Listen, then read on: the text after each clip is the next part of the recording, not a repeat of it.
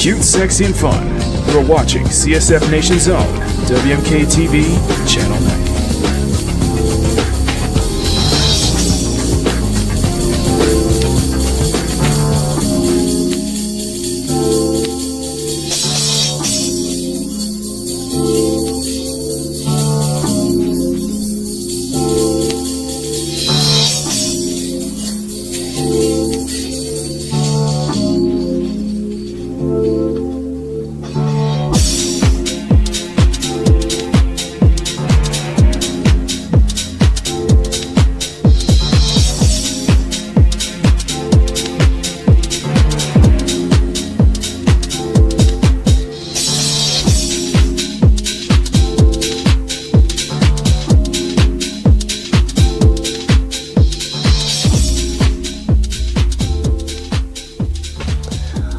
Good morning, good afternoon, good evening, and good night, CSF Nation.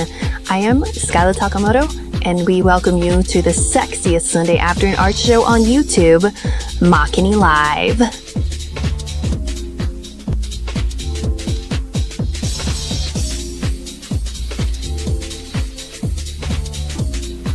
Good morning, good afternoon, good evening, そして Good night CSF ネーションアカシャブリアンナです。マキにライブへようこそ。また皆さんにお会いできて嬉しいです。Akasu-san. Sorry about that.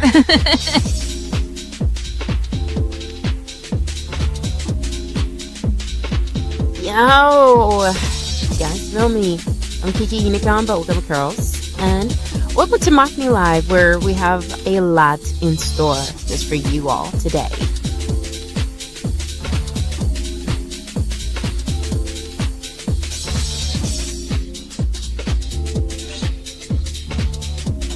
Good morning, good afternoon, good evening, and good night, CSF Nation.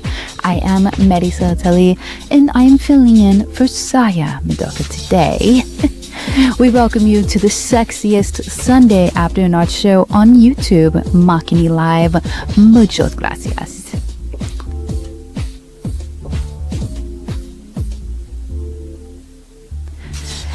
That is correct. I am filling in for Saya today because of the obvious, this week being Saya's birthday, and she is debuting her new look next Sunday, but we did plan a special celebration for her on Friday. Marisara, Saya knows about it, right? Yes. I Makini like took her out for lunch yesterday, and she already looks different. Not like you guys have already noticed her hair going out lately though. Oh, we all know Maricela. She's been working with y'all like backstage lately. Plus, we got some new faces joining on board as well. 4 new hires started last week, and they will be working on both this show and Makini in the morning. Yep. And we're gonna do something a little bit special for Saya on Makini in the morning this week.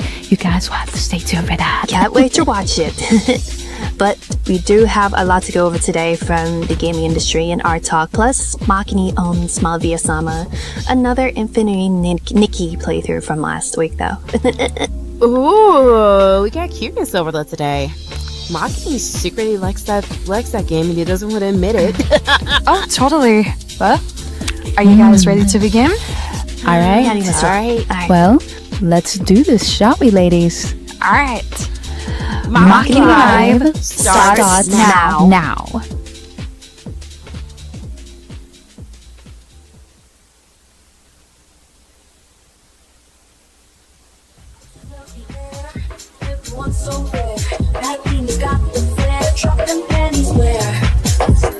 Floats the air, everyone's so rare. That Venus got the flare, drop them panties where lights are flashing bright, turn it up all night. Drop the panties light, everything's so bright. Feel the love around, dancing to the sound. Panties hit the ground, keep the world ring down. Feel the love.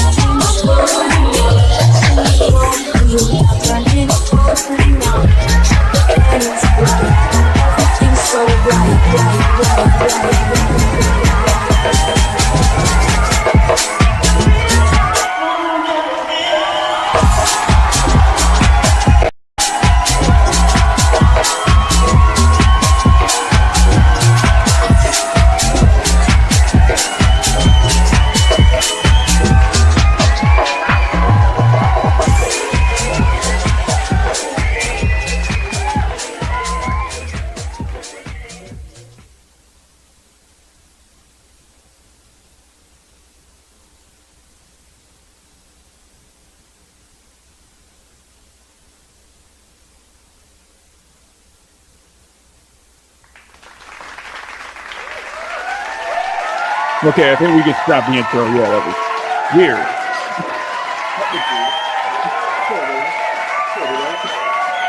Sorry about that.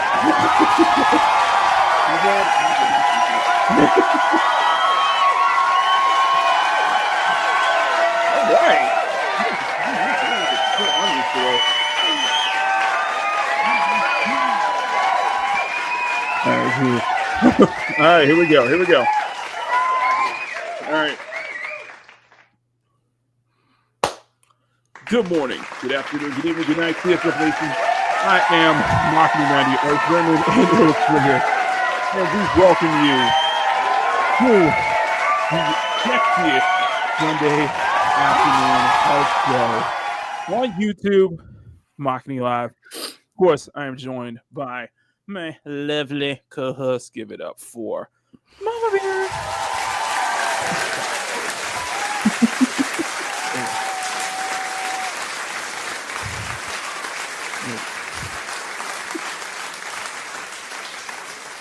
Hello, sweeties.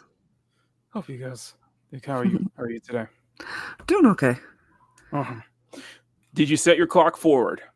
Oh, God, all of my clocks are digital at this point. Okay, did you mentally set your clock forward then?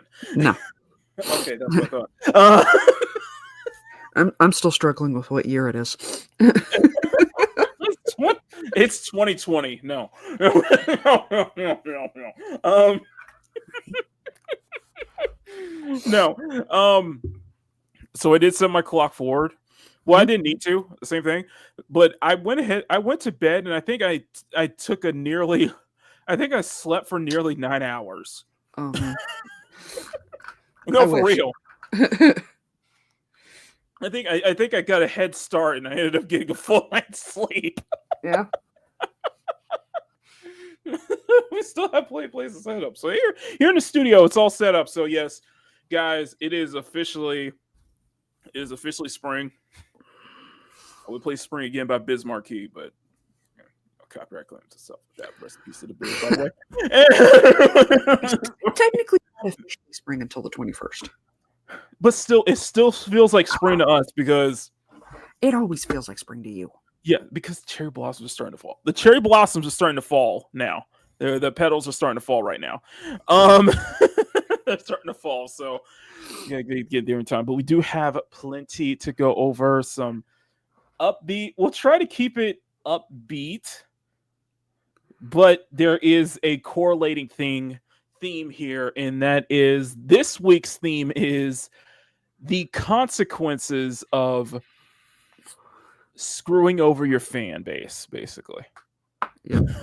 The consequences and ramifications of screwing over your audience. Mhm. And we got about four topics to go over. Plus, as promised to Mom Bear, as I promised Mom Bear last week, we will play Infinity Nikki in the last hour. So, are you ready for that? Are y'all ready for that? Absolutely. Absolutely. Okay, good to know. I gotta check something for. I gotta do something real quick. So, but we have 10 people watching. I saw 12 people watching. We got a full audience here. You guys see. This is how I know. This is how I know I'm right. Okay. See, like, if it's Makini in the morning, it's like okay. It's like we get upwards of 10 people watching. Okay. Mm-hmm. We get upwards of like 10, 11 people watching. Even when I do an evening stream, like at work, I'll get upwards of like 6, 7 people watching. But if it's Makini Live, we're getting like 15 to 20 people watching on average. You see, they love me. You guys really do come out for these Sunday show right here. This is what I want, though. This is exactly what I want. This is how No, it should I know. be. No, I noticed you went live the other day, but I was the other night, but it like Thursdays and Fridays are really busy nights for me on YouTube, so I did not have a screen to spare. It's okay. It's fine. It's fine. It's just it's slow at work, so like, why not? That's basically what it is. Why not? My goodness. Okay, what's going on? What's going on? See, I'm the only one that actually looks at the chat. Hey, beautiful.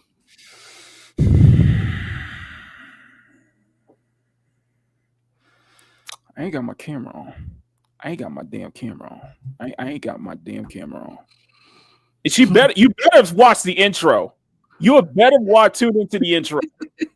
You would better tune into the intro. In fact, you better tune into the outro too. Because your girl's doing hosting duties this week. Yes, she is.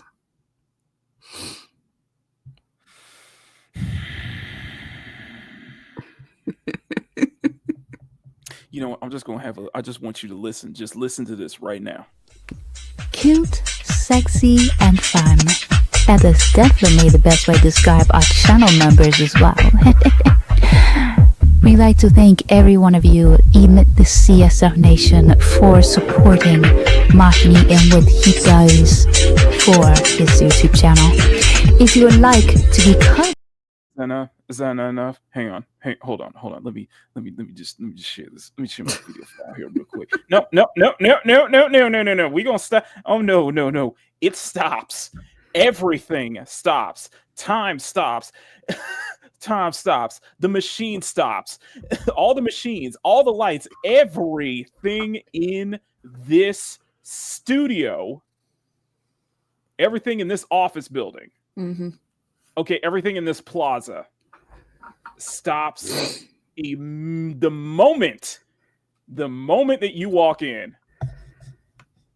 So hold on. I got something for you. Hang on. So let me play this. I'm gonna replay the intro again because you are that. That's how special you are. Okay, that's how special you are. So yeah. By the way, you're good. She this. I guess it's that. You guys feel me? Hold on.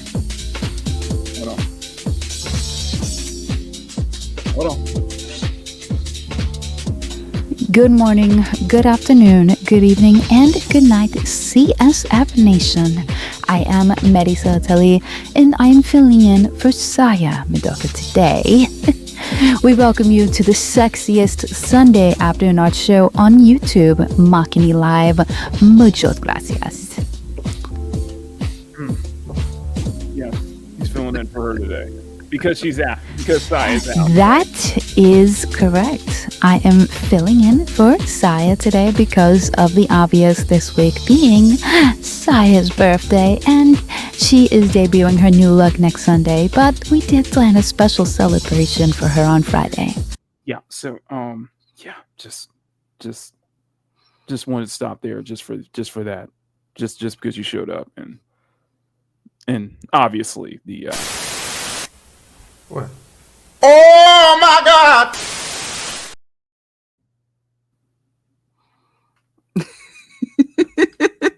I make no promises back, though, Maria. You know, we're having talks backstage. I was talking with Mama Bear, and I'm talking with everybody backstage. We're contemplating on having Maricela be like the fifth to make it a 5, but make Makini Live a 5 host team.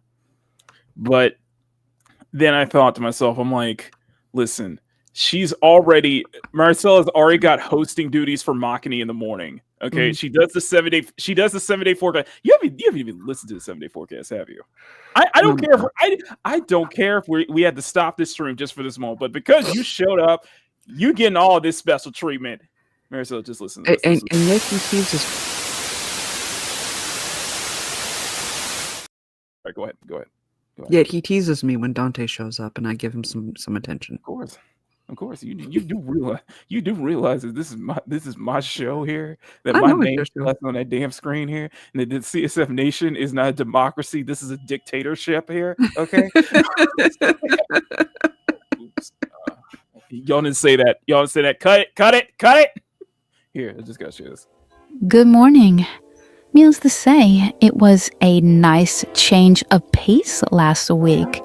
However, with the arrival of spring, you expect a warmer temperatures, but we're not completely out of the, let's just say, the wet season just yet. And So, who I'm referring to is Maria of Teen Telly. Mhm. Maria of Teen Telly, who has blessed us. God, it was what, 3 years ago? Was it like 3 years ago when I first had her on stream? And I was just like, she's been that important to the channel. Okay, let's put it that way. She's had a very impacted channel, same way Mama Bear has.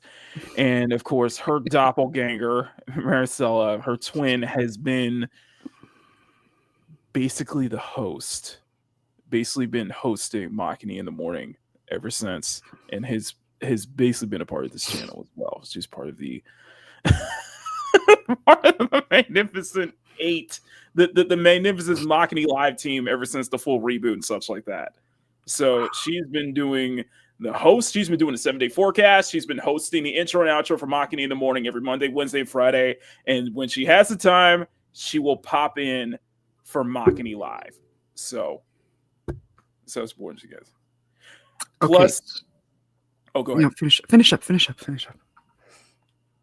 Plus, I think the new look, the makeover should probably extend to some of the other girls too. So don't be surprised if Maricela gets a little bit of an update, maybe during this season. So anyway, you were saying, Mama Bear? Sorry.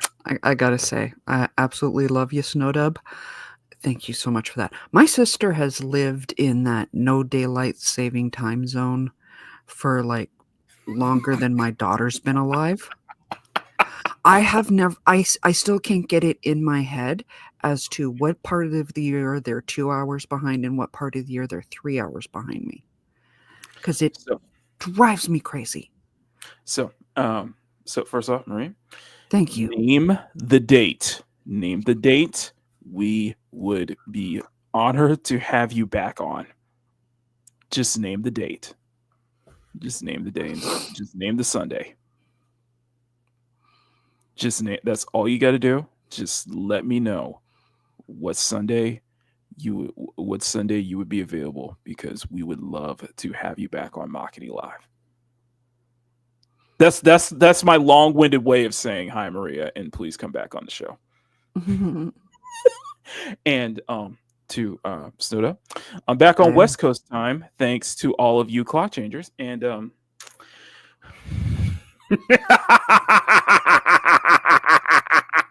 you now have to suffer like the rest of us. Oh, I take so much glee in that now, Snow. This is what you get. Anyway, let's go ahead and get into the topics, because we are about 20 minutes in and we got work to do. So, you ready, Mom Bear? Yep. All right, let's do this. First up, let's go ahead and say hi to all you guys. Remember, say hi to the rest of the chat. Yeah, the rest of the chat. Yeah, y'all don't matter. I'm kidding. I am kidding. We actually just dropped somebody. I said something. No. What happened? No. Here's what happened. Okay, on Makini in the morning. I forgot what show it was. I said something, and I was like, you don't have to watch it. It's and I lost 2 viewers because of that. So I need to watch what I say. It's like, okay, no, I did not mean. So I did, to everybody watching, I did not mean that. Please do not leave. Please do not leave. Okay, I did not mean that. Okay, don't leave me. Yeah, I still love y'all. She does. I do too. Okay, I do too. But guys, do me a quick favor. Smack that like button, make it jiggle. Smack that subscribe button, make it jiggle. Let's go ahead and say hi to everyone in the chat before we get into today's topics. And we got plenty to get into. All right. I see Pal right now in the first league. You serious news? True. And that's one of our topics, by the way. That is one of the topics. We will cover that one. Twitch.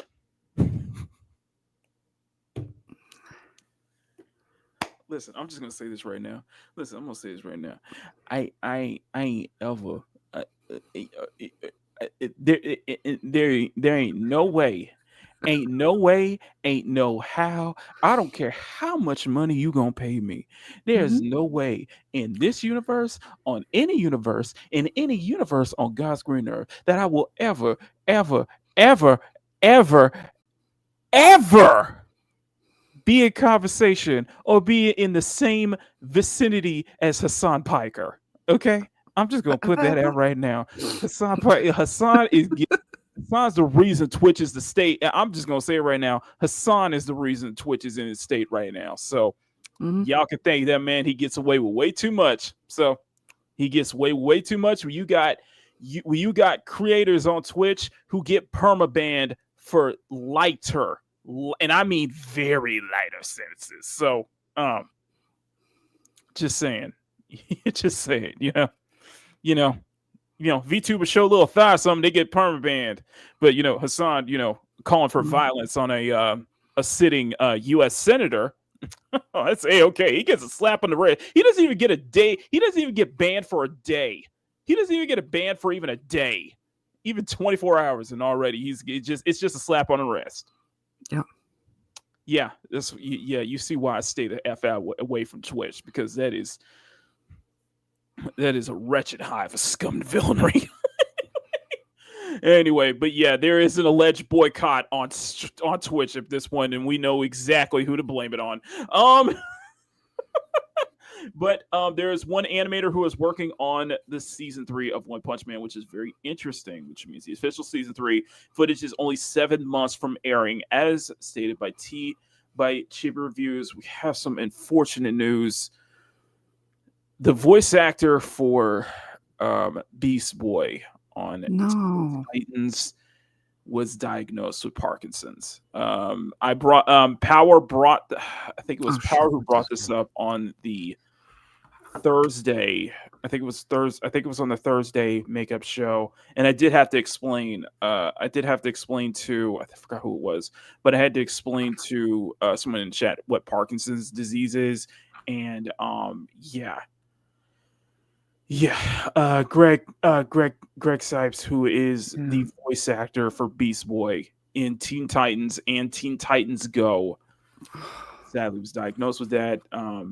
It was announced on YouTube. It was announced on all over social media. Like I said, our thoughts and prayers, go to him and his family. Just hopes he makes it out. My heart goes out to him. Yes. There is a little update. I've healed myself from skin. He did survive from skin cancer, COVID, heavy metal poisoning, and chronic disease in the bones. But I got diagnosed with early onset Parkinson's, which I'm gonna beat too as well. You're gonna come with me on this healing journey and rejoice, learn from the bunch. Adios, and see you soon. You can see me from video sometimes. He has a long history in voice acting, but of course his big one is of course Beast Boy in the beloved both series of Teen Titans and Teen Titans Go on Cartoon Network. And the multiple Teen Titans movies actually. Mm-hmm. So yeah, thoughts and prayers with you in this difficult time. We got some VTuber drama. Huh. All story about a VTuber that lied about a tragedy. Well, not like there wasn't any VTuber drama yet, because I came across that VTuber who basically lied and ran for cover, and I was like, this is so effed up. And yeah, Power was saying that I was dealing with that all week. But DC changes the what? What? The romance between Hawkwoman and Green Lantern John Stewart was one of the most powerful subplots in the DCAU. Star-Crossed romance was not possible. Yes, it did. Their romance being teased is canon in the DC All-In timeline for Green Lantern Corps. You know what? I'm not into shipping, but in my mind, that is canon. In my mind, that is canon. It's my favorite one from like really across the board. And I Mhm. know at this point it is largely only canon, to my knowledge. Correct me if anybody knows, but it is canon only in the Justice League animated TV series. And just it don't really get retconned because they do have a child in Justice League Unlimited in the Batman Beyond timeline. So Yes, Warhawk, if I remember correctly. Timeline. So yeah, it's So canon to me. if I'm Please don't change it. understanding this correct, and Power, feel free to correct me, if this is actually going to be in the new Green Lantern comics, I am there for it. I'm going to track this series down. That's something I haven't said for a while. Okay, and then we get to our first story of the day. We will get to the first story once we finish saying hi to people. Yeah, no. He's our first story of the day. Listen, I've said my piece earlier this week, but no. You're gonna experience the full Makini. You're gonna get the full Makini experience today. We're gonna get the full Makini. I got plenty. I feel like I have plenty more left in the tank regarding this Skullgirls dilemma, and it wasn't just me. So many people in my chat were talking about it too. So yes, that is the first one on topic today. Okay, that is first one up queue. So yes, I'm gonna be we're covering the Skullgirls drama because Jesus Christ. And for those who don't know, I covered this Skullgirls drama 2 years ago. Oh yeah, we have. Yep, I covered it 2 years ago. Oh yeah, we get a requiem here. Okay, so anyway, Emerald, good morning to you. Casper, good morning, and thank you for joining the CSF Nation at the representative level. I'm gonna say like Smash JT. Thank you for becoming a channel member, all on his own. There you go. Eli, good. Eli, hey. Now, sir, I've been seeing your post in the CSF Nation in the group chat on Twitter, and sir, I did immediately download the bottom heavy mod for Ellen right after I saw that post this morning. So I immediately went over and hit download. I'm like, okay, then. I'll admit, I was a bit confused because he responded to his own thing about an art trend with that, and I'm like, this is an art trend. Okay, I guess this screenshot would work. Time change must have gotten you. Good morning. Time change must have gotten him, and I just accidentally scrolled like real fast there. Okay, so Casper, good morning. Emerald, Johnny, good morning. Like what? Good morning, sir. Rocky, good morning. And we get a $2 super chat from one Eli saying, "Let's go." You know what? Let's effing go. You are getting the Camilla for this one. We'll save the real clips for the next super chat. But for now,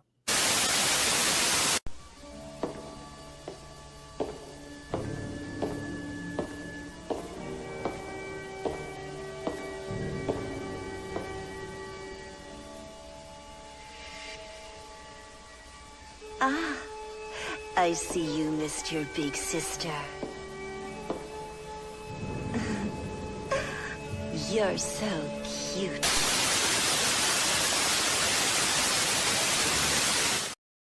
you get a big sister Camilla clip for that one. Thank you, Eli, for the $2 super chat. Next super chat. I will drop one of the booty breaks for you. Okay. Speaking of which, I got Rena from Zillis. That is Riot Kitty's favorite, so that will be a super chat in the future. Okay, Neo J, Mats. Whoa. I did with the microwave clock. Good. I was thrown off guard this morning. I didn't even know we were moving forward by an hour this weekend. I noticed at 2:13 a.m. became 3:13 out of nowhere. I was prepared. Like I was prepared. I was notified early this week. I was like, No. What Power said is exactly what happened to me too. Because like I did a live last night, and we got talking till about close to midnight, like in the green room afterwards. mm-hmm, And then also I wind down with a little YouTube, which mm-hmm. is hit and miss sometimes. And next thing I knew, it was like 3:00 in the morning. I'm like, what the hell?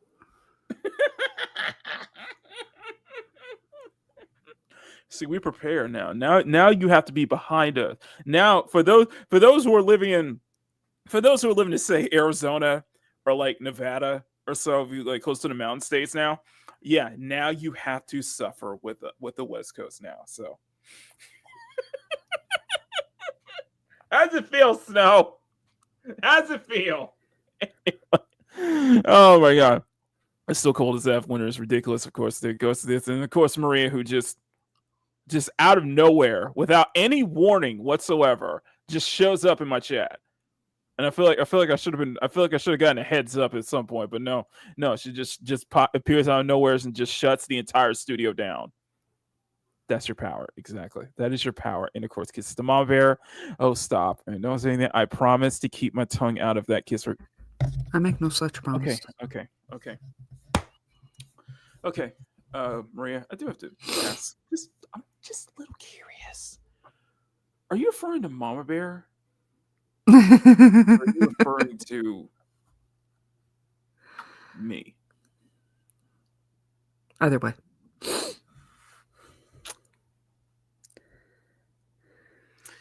Okay. All right, moving on because Mama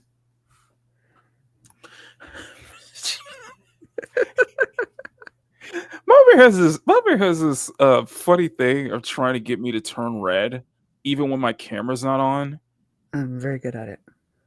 Brian has to do it just by saying that. Yep. Okay. I'm just saying.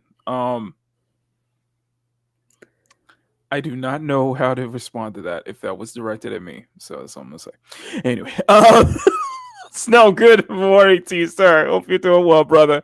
Skull and tuck and roll. Yes, I know. 4 years of tea and tell. Yes, you guys know. Subscribe to Maria, please do so. Mm-hmm. Please do so. She's an absolute sweetheart. And one of many.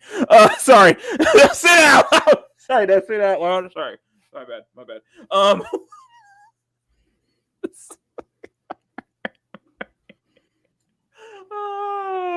just remember. I mean, I'm having too much fun. Anyway, you did not hear that. Anyway, Johnny which season now? When did Maria come on? That was, I want to say that was season.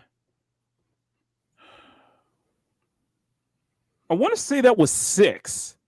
I want to say that was season 6 because at that time we had a whole string of, was that 6? Let me check. I think it was season 6 because at that time we had a whole string of, no, it was 5. It was season 5. And that was 3 years ago, or technically 4 years ago. That was season 5. And what happened was that we had Arwen on. And then it started this whole string of multiple guests that we popped on.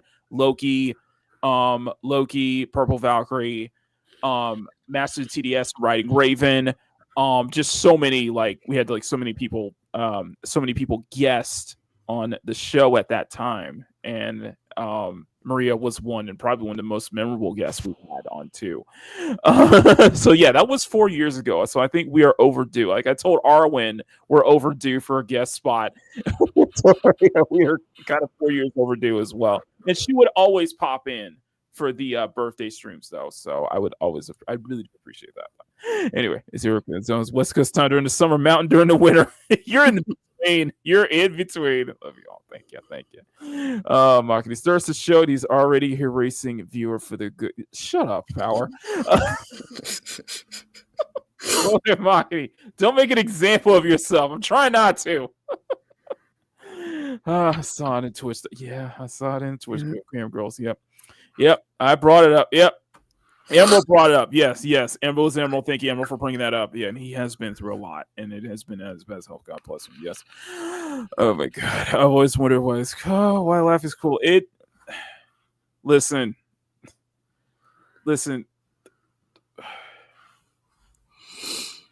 Jay, all I can say is, and I think a lot of people can say this as well, is that in life you are dealt with the cards the cards you with, you know. Okay. You're dealt with it, you know. It's life. Okay. You know, you only get to I always remember the culture saying some people are just lucky. Some people ended up kind of becoming lucky in terms of like health wise and such like that. Some people just it happens. You know, it's life, some people, when it comes to the whole health thing, get that you know that scene where they all stomp on the guy. Yeah, that. Yeah, and I feel for him. And unfortunately, some people are dealt with bad hand, like right at birth, like with a bad hand, and a pick in the roulette, and a pick in the wrong reel on the roulette wheel when they when their life begins. You know, yeah, it is what it is, man. And yeah, some people get gang stomped by by health. You only get, you know, thing is you only get one go around, so. Got to make it count. You got to make it count. You get one go around. So okay. There is one thing I want to say when you're finished this topic. When you finish this thought. You know what it is? Huh? Skull. I know. I saw. You only get one go around unless you're in the cyberpunk timeline where they got that whole, you know, secure your soul program where, you know, your brain, we don't have that yet.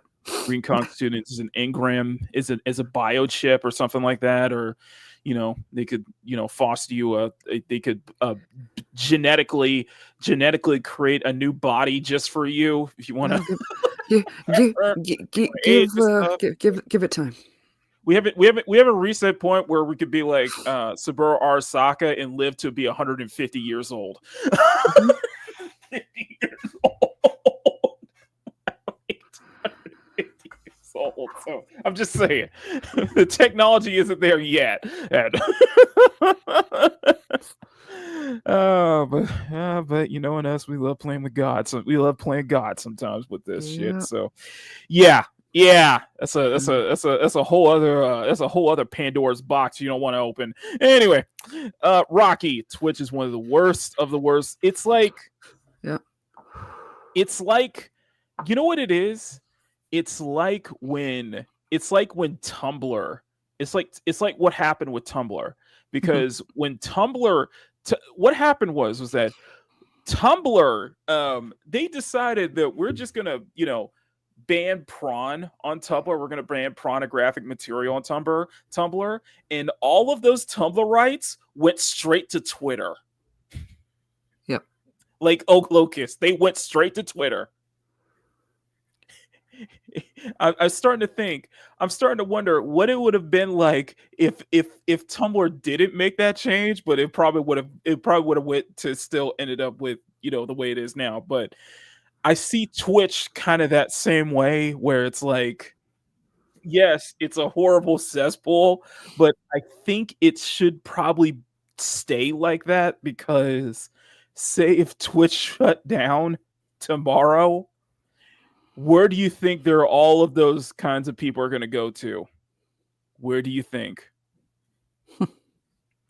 YouTube. Yep. Kick. Rumble.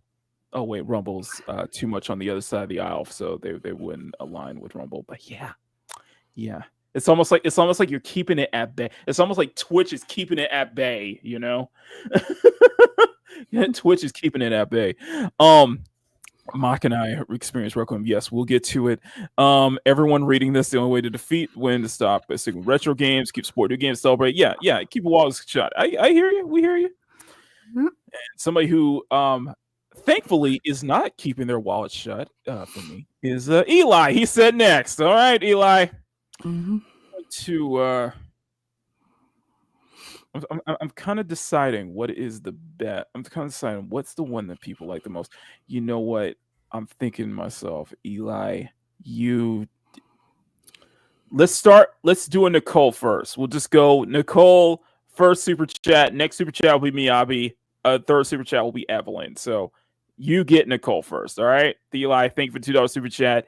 Here is some bunny Nicole for you.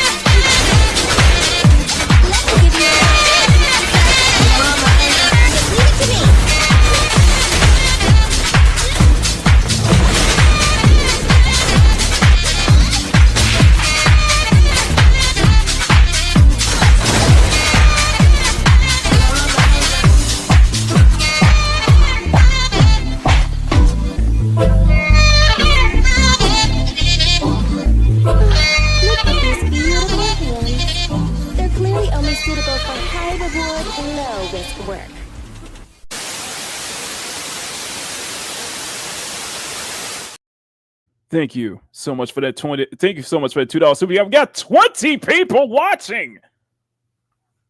Mm-hmm. Can we get a round of applause? Can we get a round of applause?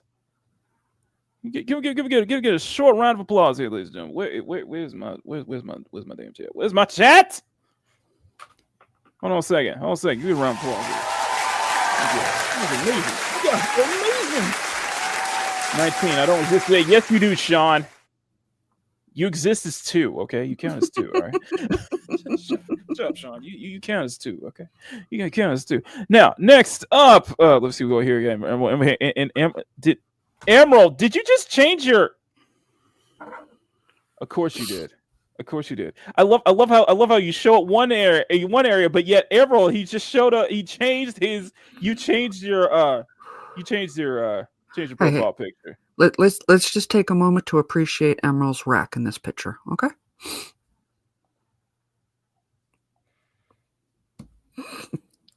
Let me suck them titties, babe.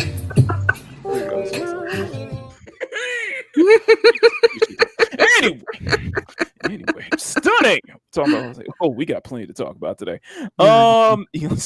Yeah, that's not going to be. No. I don't think it's going to be a good idea. Just see people lose their minds. I know that, but we got a skull and skull. You know what? So you must have gone.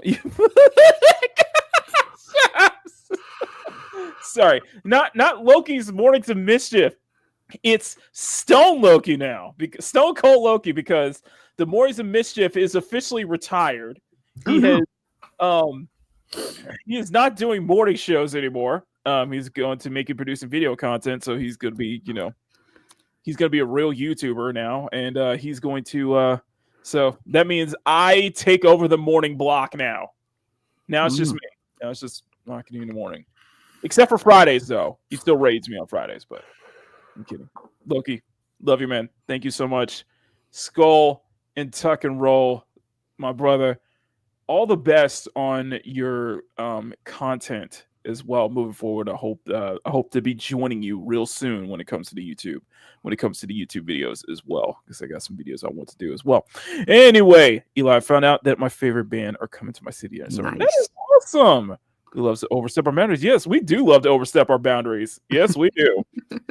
Yes, we do. This is what happens when you mess with the containment zones. This is what happens.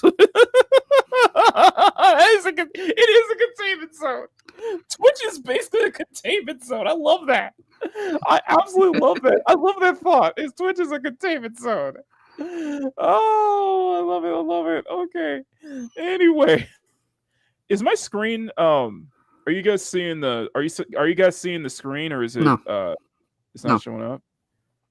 That's so weird. It's like freezing. Like StreamYard has been weird lately. Okay. Let's try it again. Is it showing up? It's still nothing? Still nothing. Why is it like that? StreamYard, why is it like that? Okay, I'm gonna back out. I'm gonna see if I can back out. I'm gonna see if I can try this again. Okay. I don't think it likes the new layout thing you figured out. I don't know. Just see the pretty lights. Okay. Anyway, while he does that. Yeah, until we can get this sorted out here, because I don't need a. Well, they added a whole new demo scene thing, and I'm like, I don't really need that. I think we're fine with what it is. If you could just, allow me to do my. Yeah, just allow me to do my scenes here. Okay, so let's try this again. Better. We got it. Yay! Woohoo! Okay, so while we talk about topics, I'm gonna be working on Saya for the I'm trying to figure out where you were. Let's go here. Today is her birthday. No, Friday is her birthday, so she's getting all the love and attention. Mike says I found good. No, I didn't say that. I did not. That's not what I meant. Hello, memes. Well, YouTube has. Where are you? You're not wrong, Ray. I agree. When you wrote something, you broke the seal. They infested the places. Pest control their way. They had their space. They wrote it. Now we have to suffer. Ow! Errol, you guys are going hard. Wow. Neo. Or Sean, 19. No, Sean, you exist, okay? I say you're special because you count as two people, okay? I'm just saying. The react and draw, so you count as two people, okay? That's what I'm saying. I'm not saying because you're fat, Sean. Anyway, memes. Our resident Beetlejuice is in the house. Good to see you, memes. Goodrich. Good to see you, Goodrich. Hope you're doing well, sir. We're getting close to an hour here right now. Everybody is all over the place. Okay. So,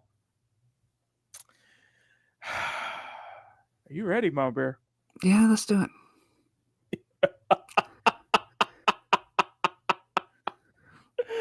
Oh, I got some things to say I got some things to say about this topic. You guys are.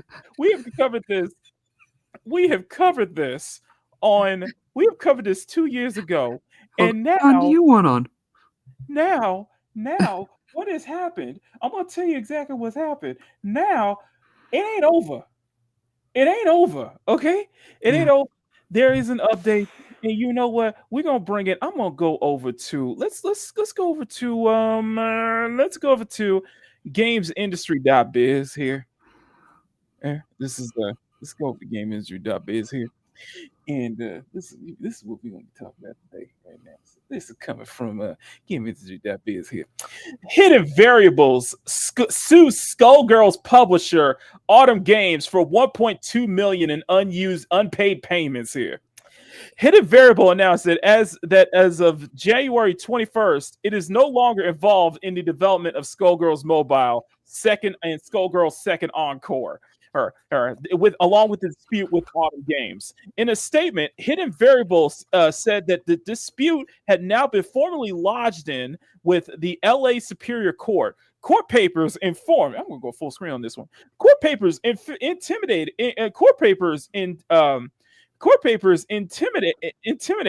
Hidden Variables suing Autumn Games for alleged breach of contract and anti-pick anti, I don't know how to put this way.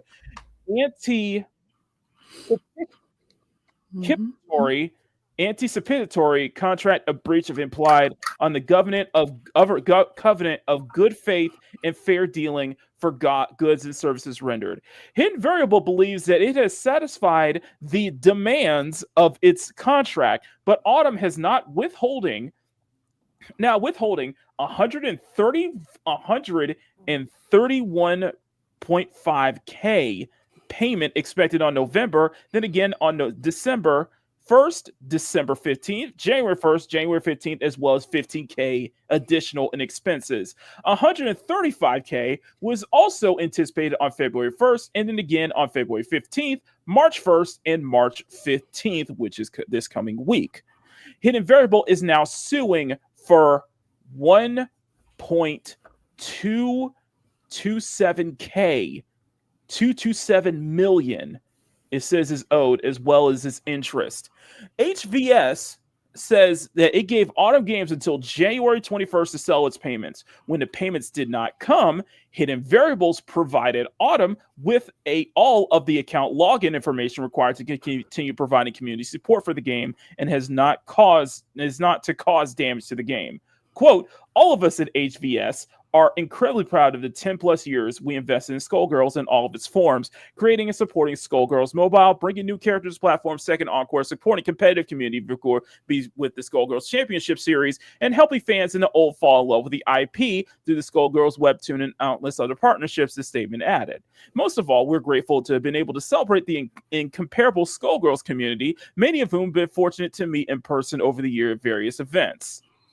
The team said it would not be able to comment further on the matter, and the dispute is resolved. In response, Autumn Games' Jason Donnell said, first and foremost, I want to acknowledge the concerns in the recent announcements. Skullgirls has always been more than just a game. It's a passion project, a living work of art shaped by the love of the creators and players alike. We're going to get into that. After thanking players for supporting the game, the said we acknowledge Autumn Games have been not delivering on its promise to the fans, which is why we're making changes now. We are not a massive corporation stepping in to take over. We are game developers, storytellers, and passionate fans just like you, Autumn Games added. Although the statement has made no explicit mention of Hidden Variables' Autumn statement, it did confirm they'll be launching guilds this year, saying the feature was now in development now that Autumn had taken over in the last few months. Now, why am I bringing this up? Because if you guys remember, and if I'm correct, and I want to make sure I get my facts right. If I can let you guys, if you guys can in the chat can let me know who was it. I think it was Hidden Variable that was the one who created the censorship. Mm-hmm. Yeah, I think it was Hidden Variable. And that whole thing, I'm going to tell you something. That whole thing opened up. Sorry about that. That whole thing opened up a major can of worms. Because if you have not seen Technicals' video, if you've not seen Short Fat Otaku's video, if you've not seen different deep dives that go into the absolute monster of a disaster, absolute disaster that was the story behind Skullgirls and how it came to be and all the drama that surrounded it.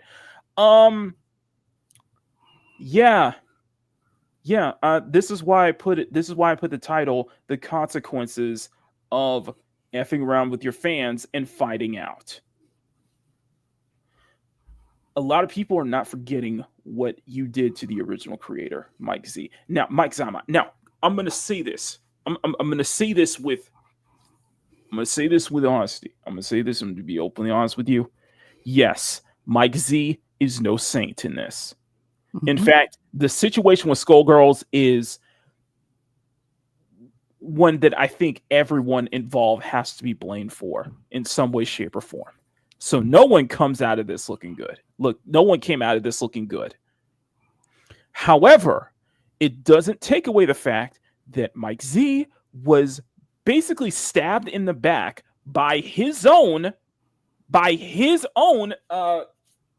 people he actually trusted during this whole freaking debacle. He was stabbed in the back by this whole debacle. I would advise everyone to watch Short Fat Otaku's video and Technicals' video. It's hour long, but it goes so deep into this rabbit hole. And this thing is a rabbit hole. Skullgirls basically went through two or three developers, because it started out with Lab Zero. That was dropped over to Autumn Games and Hidden Variable. Both of them have been co-developing with Progression of Skullgirls, and if I'm correct, and at least one of them was clearly involved with the censorship hoopla that happened 2 years ago. That brought all of this to light. So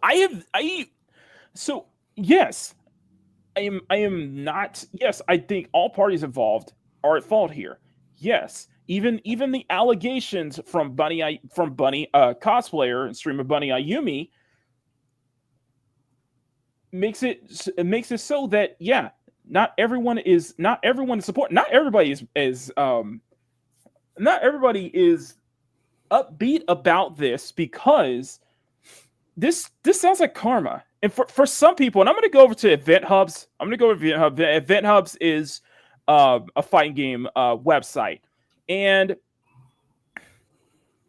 it goes to the same statement. But here, I'm going to read some of these comments. So, are you ready? Yep. You ready? Okay. So, let me start over here. That's why Skullgirls' ripoff game Diesel Legacy can't get away with it. Yeah, by the way, Mike Z went on to make Diesel Legacy, which is another steampunk like fighting game, has similar kind of art style and vibes to Skullgirls as such. Which one of these guys were the ones that tried to censor the game with all the teas and the panty shots, basically. Is one of the most troubled dev cycles. Yes, I agree. I was hoping this meant Mike Z finally got justice, but sadly the lawsuit continues to just fester. Yes, Mike Z has tried to get a lawsuit going on, especially with the people involved who basically stabbed him in the back and kicked him out of his own company and creation. I have never seen such there is so much drama from just an indie this is an indie published title too. The more I see how this ended up, the more I begin to think Mike Z was set up. The lawsuit was about payments, not censorship. But I can't note that we're adults. The censorship is ridiculous, and it takes the game out of the hands of the censors. It's a win. People are seeing this as karma, basically. People are seeing this as an F around and find out. And it wasn't just the censorship of the like the panty shots and tee shots, because the game does a part of Skullgirls is the fan service, but censorship of backstories of particular characters, censorship of themes, because it's relating too close to, say, the bad guys from WW2, or taking the racism out of a character's backstory, as it's actually very integral to that character's backstory, and as I'm referring to Big Band. And the thing is that a lot of this drama went down simply because one of the reasons that this whole Skullgirls drama behind the scenes went down is simply because Mike Z made a joke. Mike Z made a George Floyd joke in 2020.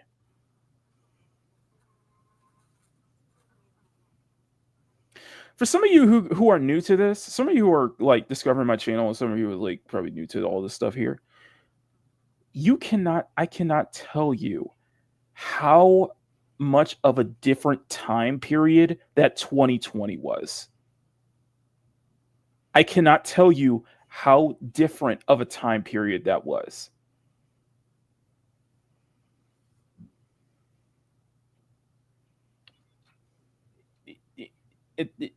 At that time, what you can say, cancel culture ran amok. at the time, the whole, DEI and woke, whatever you want to call it, that ran amok, basically. And all because of a harmless George Floyd joke. Mike Z immediately got all this freaking canceled shit going on. And there's so much drama that it was that a lot of people exposed behind the scenes. Yeah, it was a different 2020 was a different time. Mm-hmm. 2020 was such a weird time.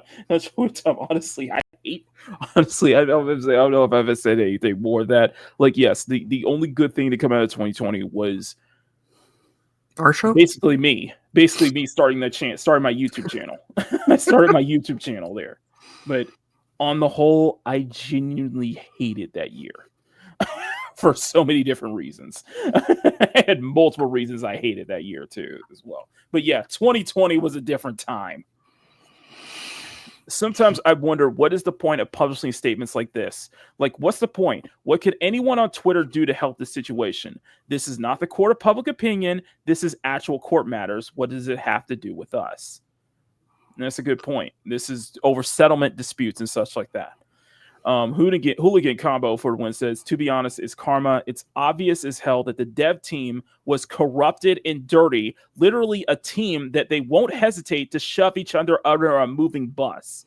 The article doesn't even mention Alex Ahad, who is Alex Ahad is the creator. In a way, Mike Z is the co-creator. My apologies. Alex Ahad, who is the literal creator of Skullgirls, got kicked out years ago in a similar fashion, with the only difference that the whole fiasco was settled quietly with hush money as he cut off ties and makes a living with his art, modestly successful on Patreon. By the way, Alex Ahad is the artist and the creator of Skullgirls, by the way. And yeah, he got into a situation with that. That was more on the low, though. That was more sound on the low. And he is, at this point, he has completely put that whole Skullgirls situation behind him. And he's doing very, very well for himself, especially on Patreon and especially on social media. If you guys are not, if you guys really do like the artwork of Skullgirls, follow Alex Ahad on Twitter. And definitely check out his Patreon. He is a fantastic artist, and he's done a lot too. It brings me joy seeing companies falling apart through some legal battles from the team that was responsible for the censorship practices back in 23. What would be great is the staffs were laid off and the companies will no longer exist. F them. They kicked Mike out and censored the game. They should have never got rid of Mike Z, delete trash from my console and Switch. When a heterosexual male with a possible mental condition does something awkward, is the worst thing in the world. When a furry does it, it's overall repulsive. When a furry is overall repulsive, it's the norm. For they should never get rid of them. So for those, also forgot to mention, Mike Z is autistic. He is on the spectrum. He actually found out he was on the spectrum at that time too. Mm-hmm. So yeah, when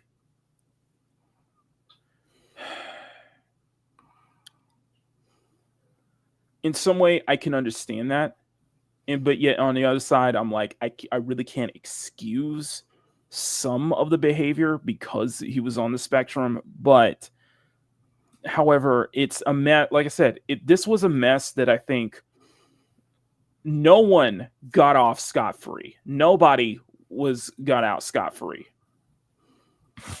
I take the risk being switched. A lot of people who don't play Skullgirls were mad about what happened. Extremely affiliated as well as Skullgirls. Yeah, I will admit to that.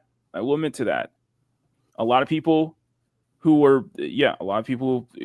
I was following. Yeah. Why did you have to play Skullgirls to find scumbag behavior repulsive? Why did you have to play Skullgirls to find scumbag behavior repulsive? I haven't touched the game in 7 years. Mike Z was the only reason I played the game in the first place. Good riddance. No sympathy for the people who stole Alex Ahad's creation, booted him out of the company, and censored the whole thing for money. Like the fans who had their digital art books censored way after they made their purchase. Yeah, for those who do not know. And the reason why I covered this and the reason why I have an opinion on this is because they retroactively censored the game and the art book when the game was out for 10 years at that point. Mm-hmm. The game was out on Steam for 10 years. And you retroactively censor the product that people already paid for. In fact, the only uncensored like original core version of Skullgirls out there is the Xbox 360 version that you got before the marketplace shut down. I will never in any light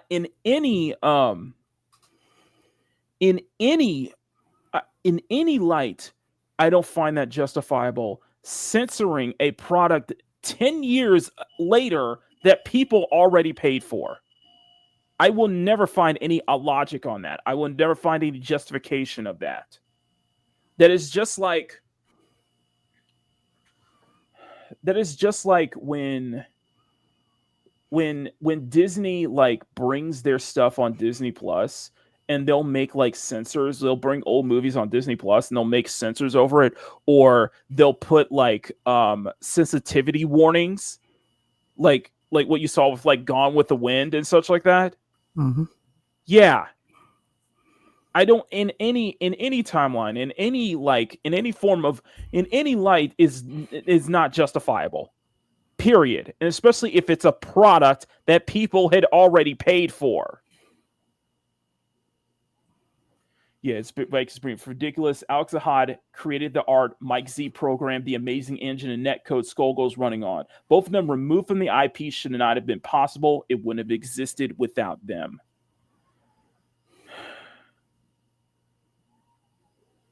Autumn Games is the publisher. Hidden Variable worked on the mobile game Future Club. Are the former members of Last Zero. The lawsuit is about Autumn Games and not paying Hidden Variable. It has nothing to do with the juicy gossip censored drama you're here yelling about. Yes. But for everyone else, yeah, whatever, man. This, like I said, I had a lot to say on this, and I saw Hero Hayes' video, I saw Smash JT's video. Dev says he's going to do a follow-up on this one. I know Skullgirls is a strong community and such like that, and I still think the game's beloved and such like that. But this whole drama behind the scenes has been such a big rabbit hole, and this is the first. I do think in some cases there is a bit of there's a little bit of Schadenfreude regarding this, you know. Mm-hmm. So, all right. Anyway, let's go over to the comments, shall we? Let's see what you guys have said. Come on, Bear. If you're ready up, you're ready up to highlight some of the comments, ones that you might be interested in and such like that. Looking for where a good point to start is. Mm-hmm.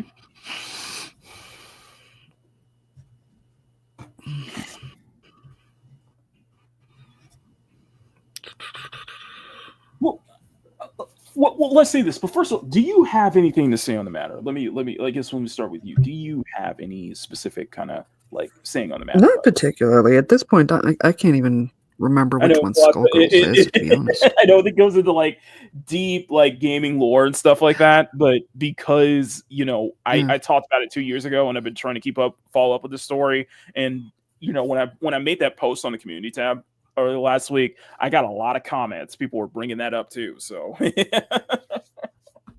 So I totally get it. You're probably out of the loop. I'm out of the loop. Did gaming fail again? Okay.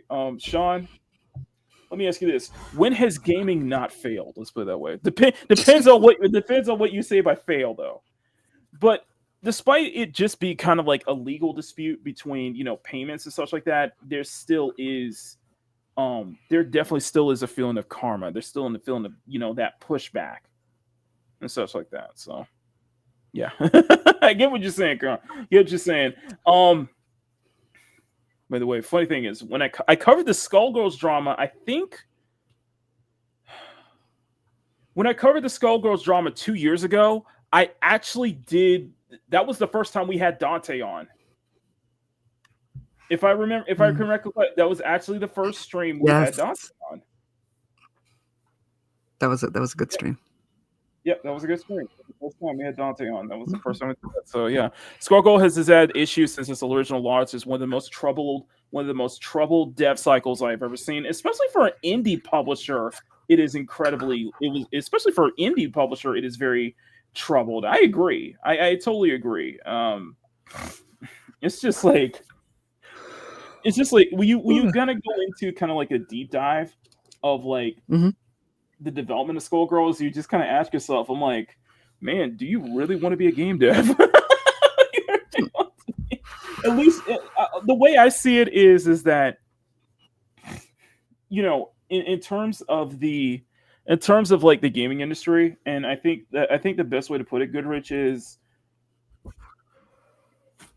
be careful who you associate with, I guess you could say, or be careful who you connect with, because it just seems like the industry, and I said this earlier last week, I think it seems just like the industry is very cutthroat, and you know, you can have people that will stab you in the back at a moment's notice. Yep. If you know what I mean. You will have people that will stab you in the back at a moment's notice. So to everybody who's like a developer and such like that, just be careful. Just be careful who you associate with and such like that, because you have a lot of this drama that's going on, and you got to keep yourself safe, or else you're going to be looking down the barrel of some kind of allegation or some shit like that. You know what I mean? Mm-hmm. Well, I would. Well, to be fair, I would probably argue that would go for also the entertainment industry and probably a lot of other industries too. You have to be very careful with you know, who you're in contact with and such like that, because if drama hits the fan,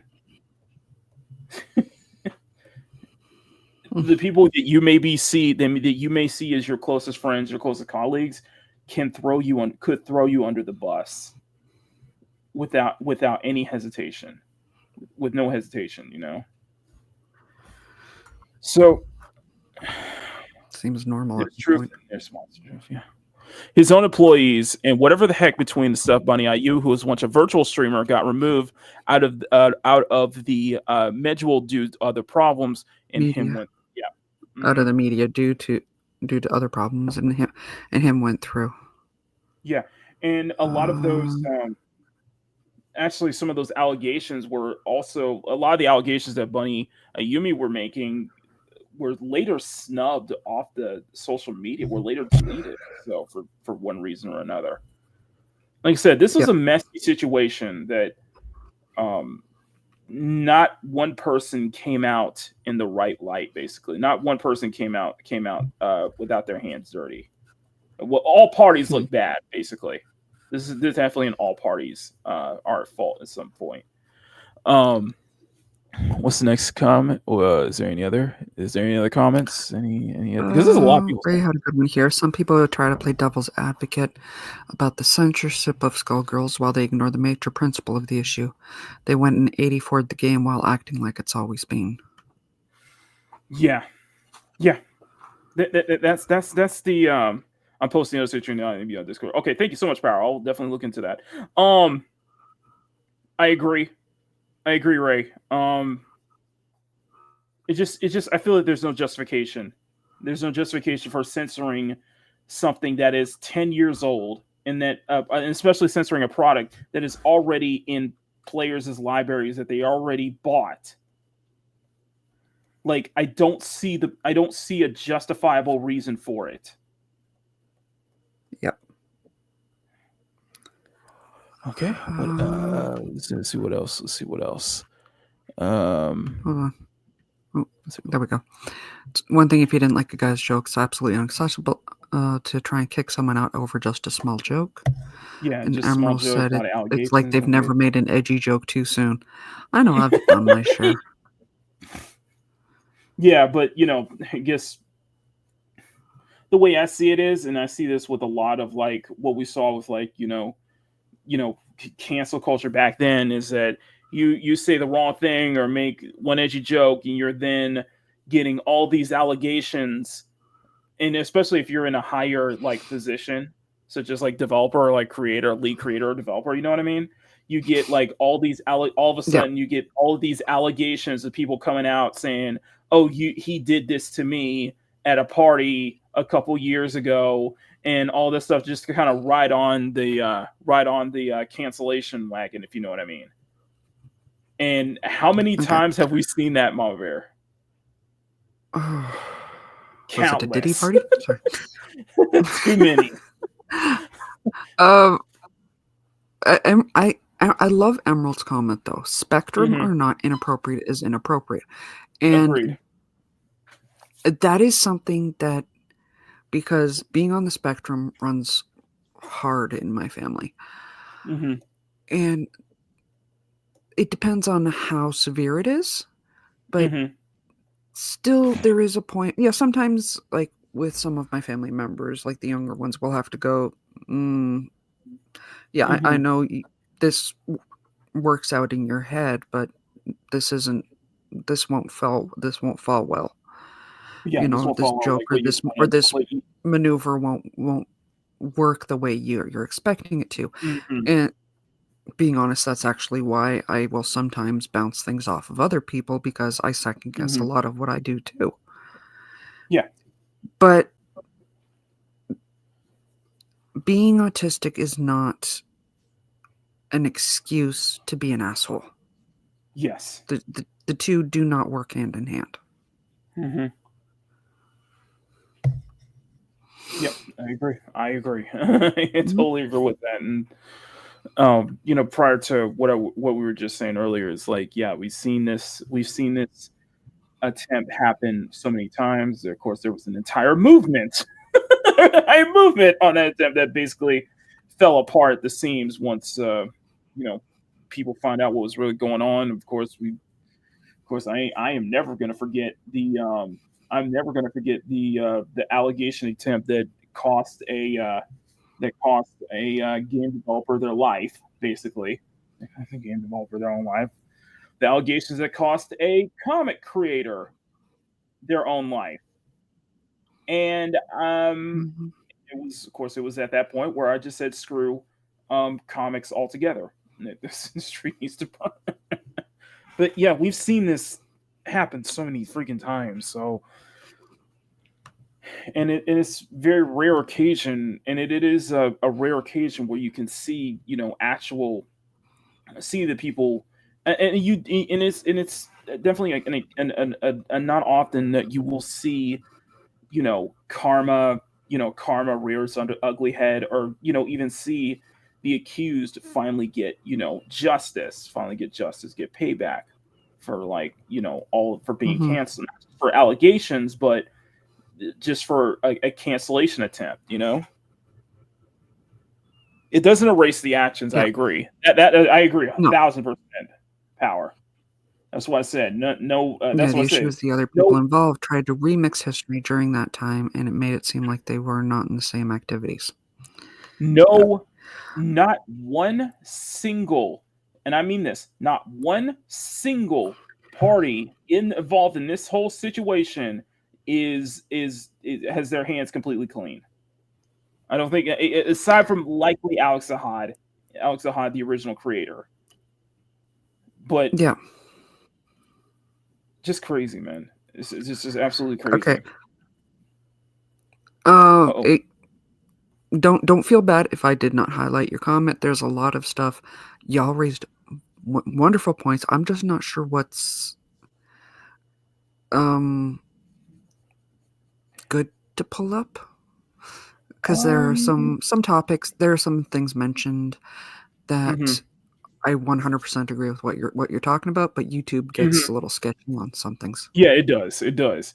Um, let me see what I can do. I'll see what I can do. Yeah, this Let me is see. your Let me channel, take a so look. sorry. Let me see if I can take. I'll take the wheel on this one in terms of looking at the comments here. his own employees, whatever the heck, but you stuff. Problems. Yeah, I already brought that up. Games is a perfect example of poetic justice. Sex talk that everyone was in instantly got pushed only to Mike. Oh, that's right. That is right. Basically what Power is saying is that a lot of stuff that was going on, especially with the allegations that Mike was dealing with, it sounded like there were others that were going on around the people around the company, but all of that was only pushed to Mike. You know what I mean? Like he was the lightning rod. He was the only one who got the most amount for it, while everybody, he got the most amount of attention that brought it to light. While the others, there were probably more other like allegations and stuff like that were, got off scot-free. And if that's basically what Power is saying. Yeah, can never. As you go, I agree. The fact that the customer is over is what pisses me off. Spectrum are not inappropriate, very appropriate here. I agree. I had dealings with them, right? Big Red Button, Sonic Boom, Ryan Blizzard on when they made a view for PC, and then but from the whole Scrap Sonic Synergy project, the whole hoopla around the exclusivity deal. GG exposed the rotten core of the gaming industry, exposed themselves. They never got angry. And they got angry when we peasants took notice of their lapse of judgment, right? Bandito, good to see you. The whole Skullgirls thing, what happened to Bandito? You understand why there's a lot of things I was nervous about pulling up. Yeah, Bandito, come on, man. Come on, dude. That's what I was bringing up, Bandito. Come on, man. Just listen. First off, the first thing I'm going to bring up is Alcaloca. Of course, you guys know. Of course, nobody knows that name because he suffered allegations from Zoe Quinn at the time, and he sadly took his own life. Now, further reveals showed that not only was he dogpiled on by everyone, he was canceled by everybody, he was canceled by his own family, including his sister, by the way, which unfortunately caused him to sadly take his own life. Well, here's something that people didn't discover. His sister works with a company, works with a string of companies who basically help forge the rise of Sweet Baby Inc. Yeah, somehow it was tied to Sweet Baby Inc. before Sweet Baby Inc. came to surface. That's how complicated that whole thing was. And like I said, with Ed Piskor, God rest his soul. That one especially hit a nerve with me. I've already said my piece on that one before. I dedicated this time last year, I did one segment on a Sunday Hangout stream. I read Ed Piskor's final note live, and that was very hard for me to read. And we all agreed that, Ed was murdered by bullies, like legitimately, because he actually cited the people he blamed for it too. He cited people like Ramon Villalobos and Alex DeCampi, two other comic creators in the industry, who basically pushed him to that. This whole thing, like, it's like the old saying, comics kind of breaks your heart, but like the whole thing with even in gaming, this whole the whole game industry, that's what I'm saying. Like, I think to any like aspiring developers, especially the developers who probably watch this show, who will probably watch this stream, subscribe to my channel, listen, be careful. Just be careful, please. Just be careful and just keep just keep a close eye on, just keep a watchful eye on who you associate with and who you associate with and who you partner with, who you collab with, and who you're working with, because even your most dedicated, even the most dedicated fans, even your most dedicated supporters, even your closest friends can stab you in the back in a moment's notice. And it kind of shows how cutthroat and just how much of a rabbit hole this industry is at times. I'm just saying. So yeah, I wanted to bring that up. Now, I think I said my piece on this one. Now, something else happened in 2020. A big thing happened in 2020, aside from the coof and the in gaming. I mean, in gaming. Well.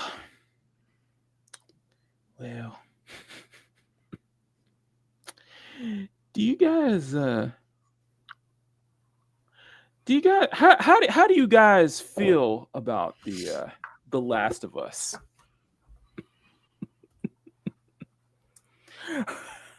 You know where I stand.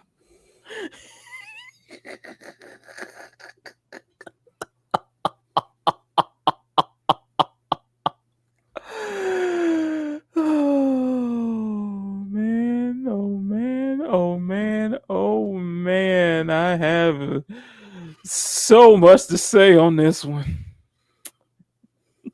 So let me give a little backstory before we get right into it, shall we? Now, The Last of Us, a beloved franchise, a beloved series, a beloved franchise. The first Last of Us is seen as a masterpiece. Let's be honest here. The first Last of Us is a masterpiece. It is an absolute masterpiece in storytelling. It is a wonderful game. It is a fantastic narrative. Not only gives you two very strong characters in both Joel and Ellie, but even the side characters, all the side characters that they meet in their journey, you sympathize with on a scale, because it's a post-apocalyptic, zombie outbreak, and everybody is just trying to survive. And it's a wonderful father-daughter, journey, basically. Even despite the fact that Ellie is not Joel's daughter, Ellie became more like his daughter, though. Yeah. Ellie being the only person in the entire world who was immune to the zombie outbreak. I mean, that there could have been a chance. And if you guys have not played The Last of Us 1, I would at least watch it, because it's a wonderful story. It's a gripping story and such like that. So when The Last of Us 2 came out, there was a lot of excitement, a lot of fanfare, a lot of support for it. But then came the leaks. What came with the leaks was the fact that Sony decided to copyright and channel strike anyone who was even as so much as talking about the leaks, not even showing any footage, talking about the leaks. And a lot of channels were involved. A lot of channels were involved with that. And, it started the whole F Naughty Dog campaign because of the absolute scummy tactics they did to go after anyone who was so even talking about the leaked rumors.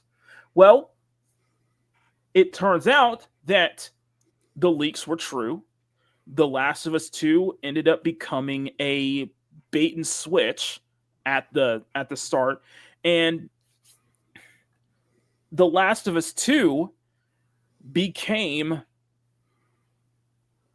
the Last Last Jedi of video games, in that it is the most divisive, and I mean very, very divisive video game out there. Fans were split. A lot of fans were hurt. a lot of fans were just like, screw Naughty Dog. A lot of fans feel that, the way they felt that the way they killed Joe, the way they killed Joel was uncalled for, was completely just the fact that they killed him off. They killed off a beloved character that you've really could have developed so much further, especially killed him off early in the story, by the way. Yeah. Only to try to make us sympathize with a very, very unlikable character in Abby. In a way, also ruins Ellie's character, and also ruins Ellie's development as well. There was so much there was drama behind the scenes of crunch time, of even of censorship, even of changes they made. Like, it wasn't just the fact that it killed off Joe, but including a lot of the ideological driven stuff in the Last of Us 2, which made no sense, which felt so out of place in the world that they set up. And it just ruined it. It just a lot of people felt torched. A lot of people felt burned. A lot of people feel like Druckmann is so up his own ass. Druckmann is so pretentious. And of course, you guys know what happened. Last of Us 2 it swept the Game Awards in 2020. It got so much numerous award, Game of the Year awards and praises. Everybody was up Druckmann's ass over it. And what also happened was that, we got nothing but what was next for Naughty Dog. Like, what could they do? It's like they had a Last of Us multiplayer that it became scrap, and they did nothing but remakes. They did nothing but remakes and remasters after Last of Us 2. You had Last of Us 1 remaster, which was already a remake, which was already a remaster on PS4 that was already compatible on PS5. You had a Last of Us 2 remaster, which made no sense. Why are you remastering a game that came out 5 years ago? Like 4 or 5 years ago. Like, it made no sense whatsoever. And it can already run on current gen hardware. So that was just a cash grab. Like, I see a lot of some of these remakes, or some of the Sony remakes I felt were a cash grab. Like, for example, Horizon was like, there's no reason to remaster a game that was 7 years old when it was already compatible and even upscaled on the current gen hardware. Sorry. That was a sticking point. That was definitely a sticking point about it. But Naughty Dog, but of course, what did also happen was that Naughty Dog, they had the Last of Us TV show, which did very well, was absolutely praised. It was, aside from, there definitely people had problems with a couple of stuff in the show, but for the most part, it was a straight up 1-for-1 creation of the first game. And of course, with Last of Us Season 2 on the way, which I think will be next month, in fact, you're going to have the Season 2 of Last of Us will likely be based on the sequel. And, for those who followed the sequel, followed everything that went on with that sequel, there is definitely going to be some issue with that. There is definitely going to be some people are going to have some trepidations with because they saw how the story played out in the first game. Are they going to continue the way with how having Joel get killed off in the first game, Joel get killed off early in Season 2, like what we saw in the sequel? Or will they try to maybe make some changes there to see that, maybe not have Joel get killed off by Abby early on. Maybe wait for it till later on at the end of the season. Either way, there's a lot of worry here. However,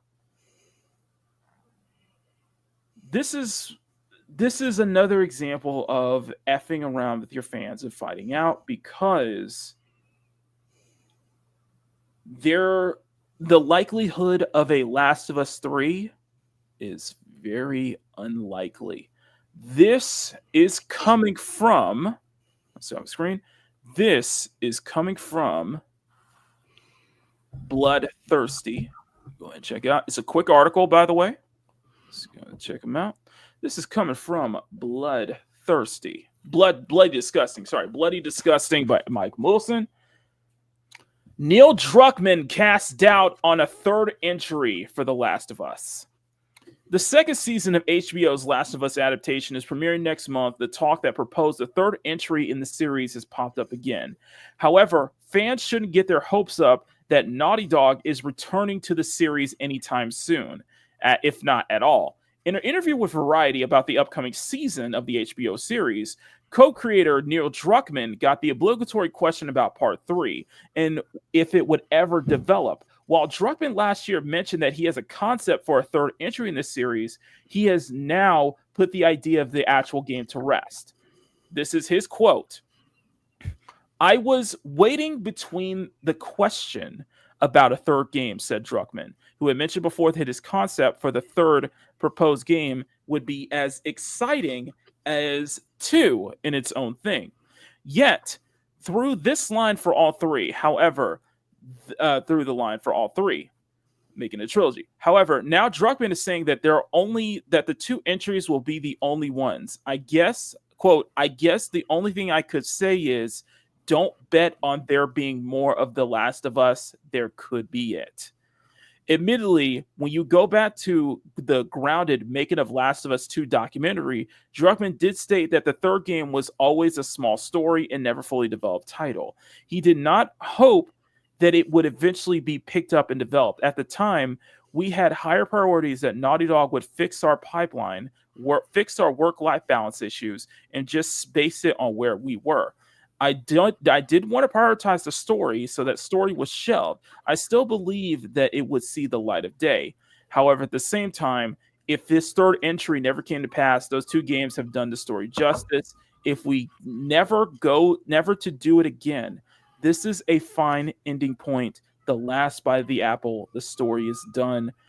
The Last of Us Season 2 will premiere on Max in April 13th. So that is next month. That is the end of the article. Now, from my personal standpoint, you dropped the ball with The Last of Us 2. And there was a proposed multiplayer, a live service multiplayer Last of Us spinoff, and even having Bungie, the developers of Destiny 2, involved in it. That never came to fruition. In fact, that was scrapped. That was a leak of scrap. Now, the reason why I think this is another case of screwing around with your fans and finding out is the fact that despite all of the praise, despite all of the praise and admiration from journalists and such like that, and just everybody up Druckmann's ass, it was clear as day that Druckmann's own pretentiousness, his own self-righteousness, his own ego did drive fans of The Last of Us away. It really did. It ruined Naughty Dog's reputation in the process as well. And the way I see it is that he is pretentious. Druckmann is not. I don't think he wants to be a game director. I don't think he wants to be a game creator. I think he wants to be a film director. He wants to be a film writer. Because even for as great as the story of The Last of Us is, it did usher in this whole a lot of story driven, like Sony's like Perpetua for story driven for single player outings, feeling like movies, feeling like cinematic experience, like movies first, games second. Druckmann really, really wants to be a film director. He wants to be, the way I see it, he wants to be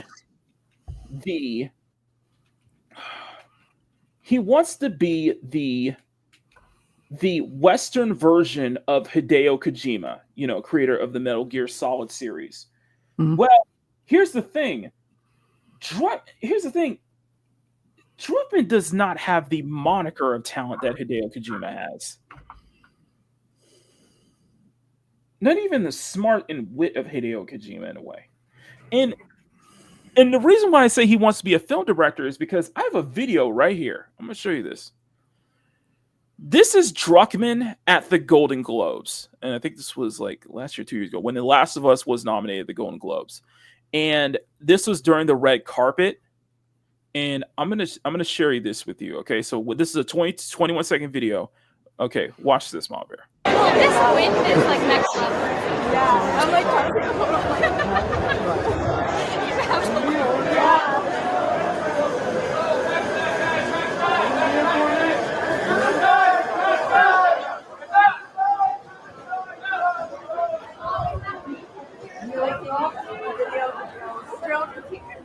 Okay. All right, Mama Bear. yeah, Can you pinpoint what was going on? Yeah. Can you pinpoint what was going on? No. No. Okay. What happens at a red carpet event? What happens at a red People carpet take event? pictures. Yeah. People Not take pictures. one They're generally interviewed.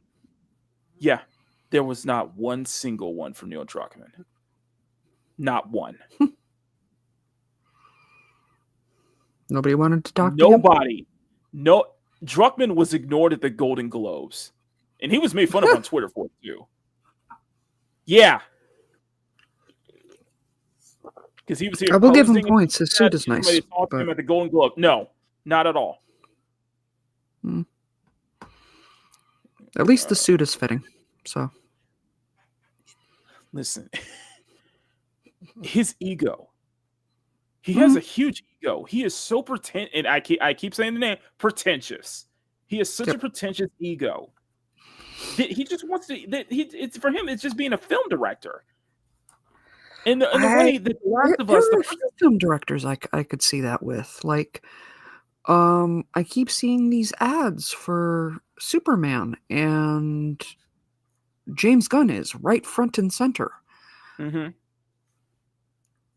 Why are you showing me your face to promote the movie? Right. And the thing is, and also the thing is that, you know, The Last of Us is a masterpiece, but it is definitely was directed like a film. It was directed like a film first with, you know, of course, gameplay. So there's plenty of gameplay. So if it felt like a film first and game second, The Last of Us 2 feels more like this was meant to be a film first and a video game second. Here's my thing, okay? Here's my thing. My problem isn't Joel dying. Killing Joel off, I don't have a problem with that. What I have a problem with is the way it was written. What I have a problem with is the way his death was handled. You kill him on early. You kill Joel off early on in the story.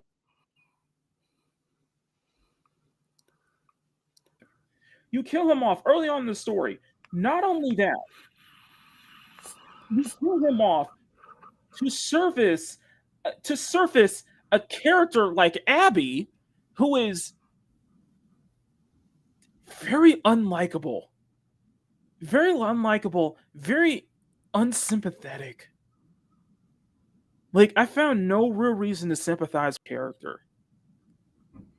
Like, I found no legitimate good. You can talk about this whole cycle of violence and revenge and shit, but it's poorly written. It is so poorly written, though. Mm-hmm. And frankly, Ellie should have finished her off in the ending. Because what happened was that they had this final fight, and Ellie was actually drowning her in the lake until she lets her go at the end. I'm like, I'm sorry.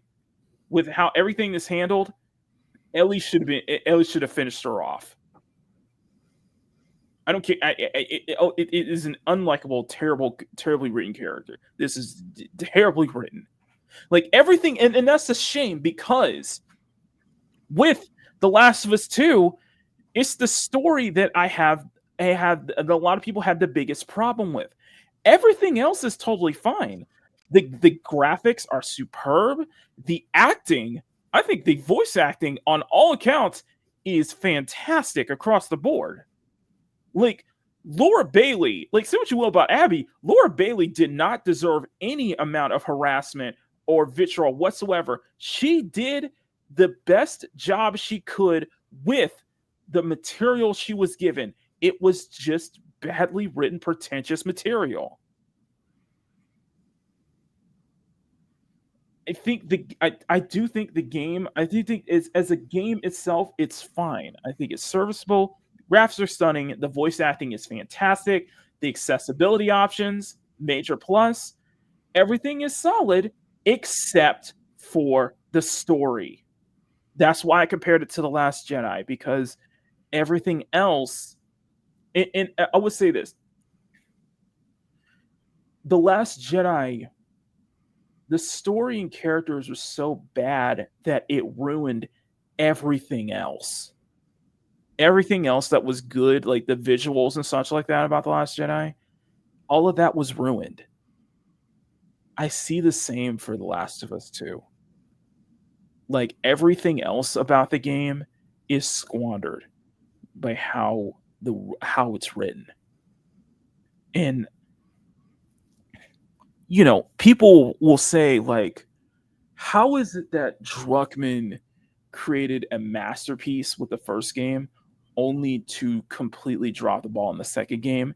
And I say this in the same way that I say with the first Wonder Woman film. Mm-hmm. First Wonder Woman film is fantastic. Masterpiece. Why am I hearing myself? But Mm-hmm. it is not entirely on Patty Jenkins, though. No. Zack Snyder was actually the one that fought for the No Man's Land scene because they wanted to scrap that. WB wanted to scrap that. It's the same for the first Last of Us. Amy Hennig was a part of that. Was a part of that team, though. Amy Hennig is well beloved in the industry, and she was pushed out of Naughty Dog by the time even before The Last of Us 2.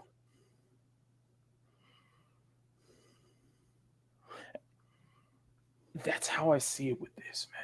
That's how I see it with this, Marbury. That's how I see it with this. So, you know, you look at this, and what's the next game? So what's the next game in the pot? What's the next game in what's the next game in the pipeline? Intergalactic. Yeah, this one right here. The way I see it is that the way I see it with Intergalactic is that it's going to be more the same. It is just going to be more the same. And there is not a strong fanfare for Intergalactic right now. It is just going to be more the same. So we're going to see this all roll up once again. We're going to see this pretentious streak once again. And I'm sorry, you screwed. You really did betray your fan base with The Last of Us 2. You really did betray your fan base with The Last of Us 2. And now now there's doubt. There is doubt now. Your pretentious, your self-righteousness, it's not Druckmann. What you're doing is not charming. You're not avant-garde. It's not avant-garde. You're just sniffing your own fumes at this point. In some ways, it's kind of ironic. You damage the reputation of Naughty Dog, your studio, a beloved studio. You possibly damaged your own reputation in the process, and you're damaging future releases from this very studio. Is it going to be the more of the same pretentious BS? Because I take one good look at Intergalactic and I see that Naughty Dog's name in front of it, and it is going to be more of the same kind of it's going to have that stink. It's going to have that stink of Druckmann. So, yeah, this is another case of effing around with your fan base and finding out. And the consequences of it, though. So, good luck. Good luck. Good luck. You're gonna have a lot of goodwill to rebuild. Naughty Dog is gonna have to rebuild so much goodwill to get those fans back. And also, another thing here about having doubts on third Last of Us. Let me tell you something, Mom Bear. Yes. In this industry, money talks. Mm-hmm. Money talks. If that second season of The Last of Us 2 does incredibly well, you know damn well Sony is going to be like, you going to make a Last of Us 3. I don't care what you do. Money talks. This is making us money. No, we going to get a Last of Us 3. Not if Sony has anything to say about it. And Smash coined this term. Smash said this, though, and he might be right on this. If this becomes successful, don't be surprised if Sony is like, y'all gonna make a Last of Us 3 and we're gonna retcon everything that happened in the second game. We just gonna pretend that that's a different timeline. We just gonna pretend that The Last of Us 2 didn't happen, basically. Don't be surprised. Don't be surprised. Don't be surprised. Just remember, Neil, money talks. Money talks and bullshit starts walking. So you better hope that the second season isn't going to be a huge financial success, because if it is, Sony will force you to make a Last of Us 3. But yeah, the damage has been done. Whew. Yes, Parrot Head, my accent is coming out. Mm-hmm. Like I said, money talks. You get him all pissed off, and then suddenly out comes the Southern boy. Anyway, so Mama Bear, I know you fucked up. I know exactly. So I know you have. So you have any thoughts on this, man? Thoughts on this? Not really. From, I have never been a Last of Us fan because y'all know I don't do zombies. The only person that's actually gotten me to watch zombies is Skywalker the Jedi. And what was that, by the way? The Zack Snyder zombie. Oh, Army of the Dead.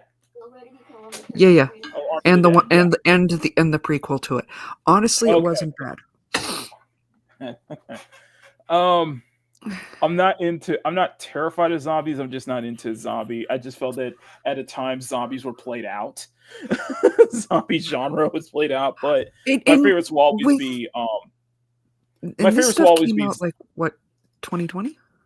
Yeah. My favorites will always be, of course, like I said, The Last of Us, but my favorites will always be Zombieland, the first Zombieland film, and Shaun of the Dead. So, yeah. The fact that this came out also 2020, where you remember, there was a lot of people, I'm not going to lie, myself included, that were concerned because a lot of zombie movies, their basis usually starts off of a rushed vaccine. I mean, that's the whole central plot around I Am Legend. Was that happened because of a vaccine?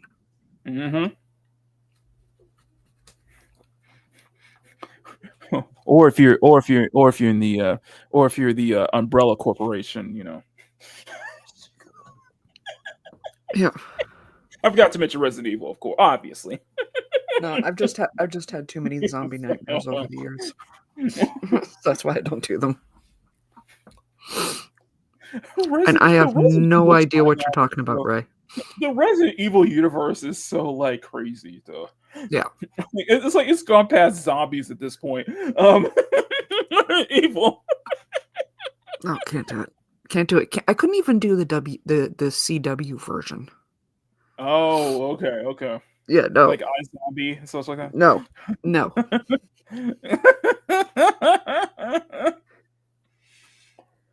So I have no clue about any of this and no opinion other than the fact of why is Pedro Pascal in everything?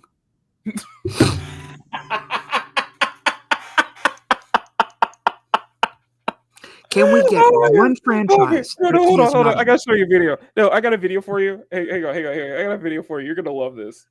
Don't jinx it. Mm-hmm. No. You're gonna love this. It's funny. It's funny. This is a funny one here. They just because you said that they're gonna come out with a live action Ratatouille and he's gonna be Remy.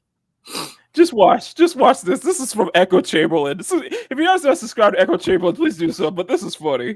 Pedro Pascal will star as Reed Richards in Marvel feature The Fantastic Four, Pascal having just starred in the blockbuster movie Gladiator 2. But the Hollywood icon, Pedro Pascal, isn't content to rest in his laurels. Pascal continuing on from being a fixture of the small screen in all 3 seasons of Disney's Star Wars The Mandalorian, and giving a compelling performance in last year's The Last of Us. Pedro Pascal is set to return this year for the 2nd season of The Last of Us, but those who can't get enough of Pedro Pascal won't have to wait long at all for another fix, as Pedro Pascal wraps up filming for the Star Wars epic film The Mandalorian and Grogu.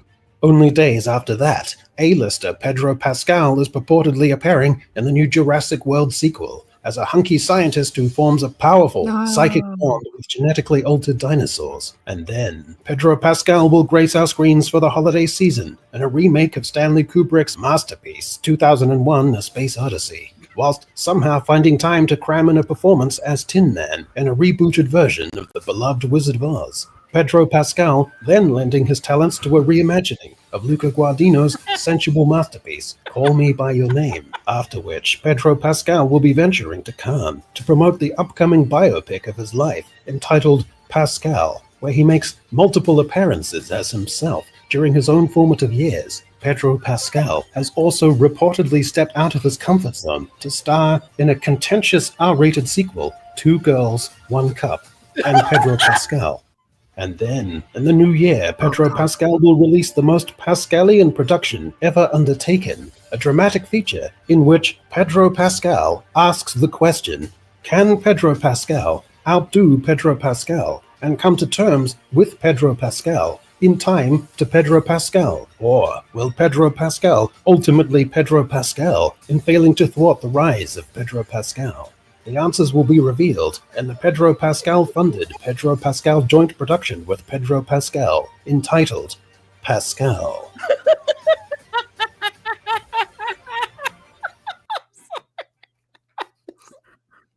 Okay, let me respond to that initially with the caveat, please do not use that as a drinking game. You will die. How many films will Pedro Pascal? Pedro Pascal will be in his own biopic about Pedro Pascal. Will he Pedro Pascal himself? Oh, I'm sorry. I wanted to share that. That was funny. Oh my god. Why is he in everything? That was funny. That was from Echo Chamberlain. If you guys don't subscribe to Echo Chamberlain, please do so. It's a great channel. I thought you get a kick out of that. Okay, let's go. It showed up just as you hit the button. Hey, Riot. Let's go ahead and go into the comments. Okay, let's go into the comments real quick. Oh my god. All right, so you have a lot of comments to go over. I notice you have a lot. Oh my god, it's a lot. We gotta go. Just start from wherever and just go from there. You know, just start from wherever you think is where you think it's best. So for those who are just jumping in, we were talking about Skullgirls, and then we were talking about The Last of Us, possibility of The Last of Us 3, and tying Holy theme cow. with I'm sorry. The tying theme with all the topics on today's show is the consequences of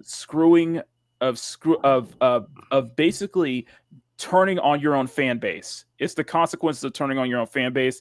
Difficulty, you just missed the Last of Us, and we covered more in detail with the Skullgirl situation. So Okay. I'm going to highlight this.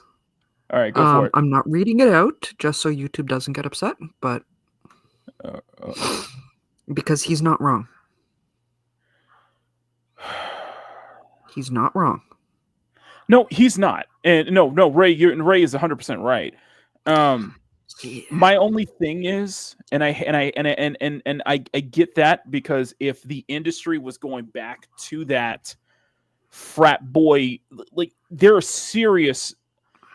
have to be serious changes made if, say, we were to go back to that frat boy culture. You're not wrong. I do agree. You're not wrong, because there was a lot of stuff that was going on. There was a lot of stuff going on back then. However, you can't deny that a lot of our favorite properties, a lot of our favorite games came from that frat boy mindset.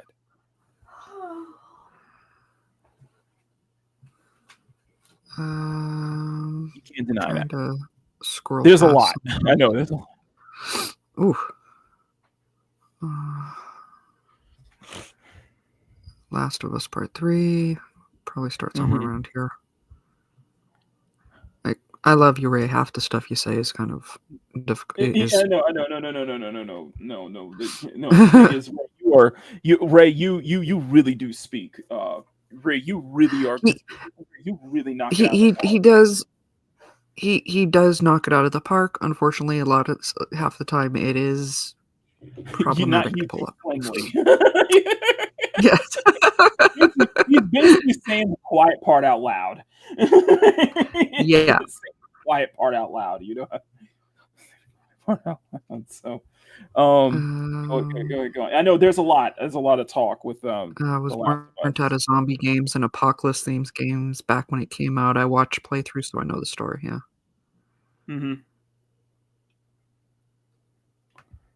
Yeah, that's not a problematic one to pull up. Only reason The Last of Us wasn't lumped in with the other similar zombie games of the 7th generation is because Naughty Dog had their name attached to it. True. It was very true. I know for a fact that Last of Us Part 3 Definitive Edition is going to have a Tiger Woods golf club and...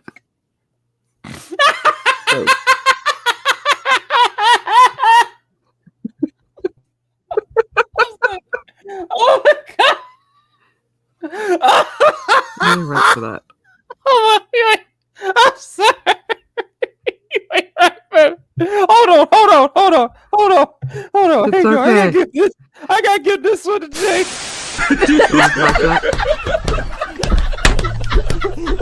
Yo, shout for season, man. Shout for season, man. Yo, I'm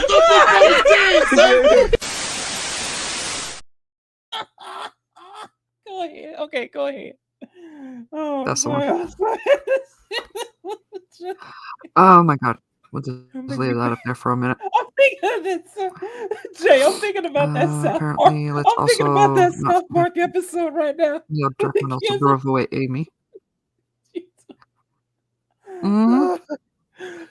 That's it. Yep. Yes, he did. Yes, he did. 100%. Yep, I did bring that up. Yeah, Last of Us Part 2 would have been better with Goth Abbey. Get over that, do you? You will never get over that, will you? Stunning. You will never get over that. Okay, for those who don't know, I showed a video. I forgot what it was. It was like an AI generated. It was from V. It was from Lack of Entertainment. And I showed this, like, he had this image of, I think it was an AI generated image of like a hot Abby They made and Stunning can never stop thinking about that ever since. Oh, I get it now. So Neil Druckmann is my version of that guy who is saying for like people like artists like you and Sean of, if you're black, come give me your stuff so you can put people like me out of business. I said Druckmann's pretentious. He ain't racist. No, like Bandito saying, didn't he push out Amy Hennig out of the studio even when he was preaching women in the gaming industry? Should I bring that up too? Oh, here's another thing. I forgot to bring that up. Hang on. Let me see if I can find it. I'm gonna find it. What was that thing he said? Oh, this one right here. This is why I think Druckmann is pretentious, though. I'm gonna highlight that. I'm gonna stop the screen. I got something to share with you.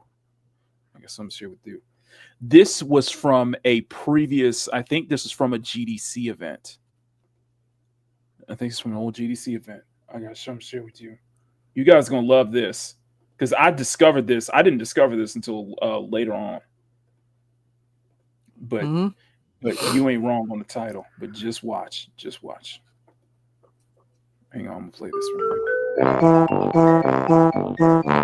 Individual who has helped the game industry advance to a better place. Anita Sarkeesian's work has done just that.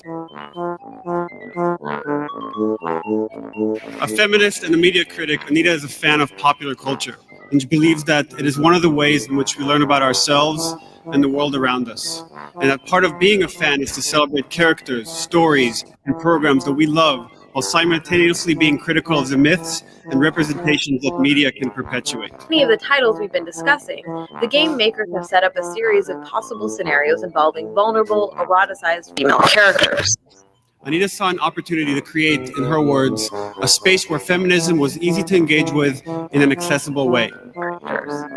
It's a rush streaming from a carefully concocted mix of sexual arousal, connected to the act of controlling and punishing representations of female sexuality. Her early videos focused on popular film, TV shows, and even advertising, focusing on deconstructing stereotypes, patterns, and tropes associated with women. But the most extreme and gruesome variant of this trend is when developers combine the damsel in distress with the mercy killing. This usually happens when the player character must murder the woman in peril for her own good.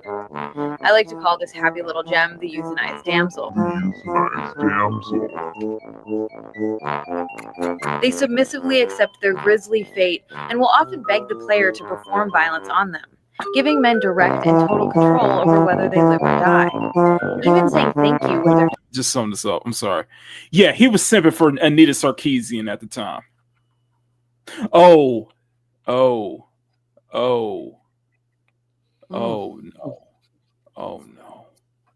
What?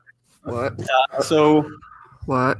Studio, we learned so much by working on Uncharted as far as storytelling and gameplay and how to combine the two, how to kind of mirror set pieces with emotional beats in the story. And if you're interested in a lot of that stuff, Bruce Straley and I gave a GDC talk. You could find a GDC Vault at 2010 called Creating the Active Cinematic Experience. But I'm not going to talk about that.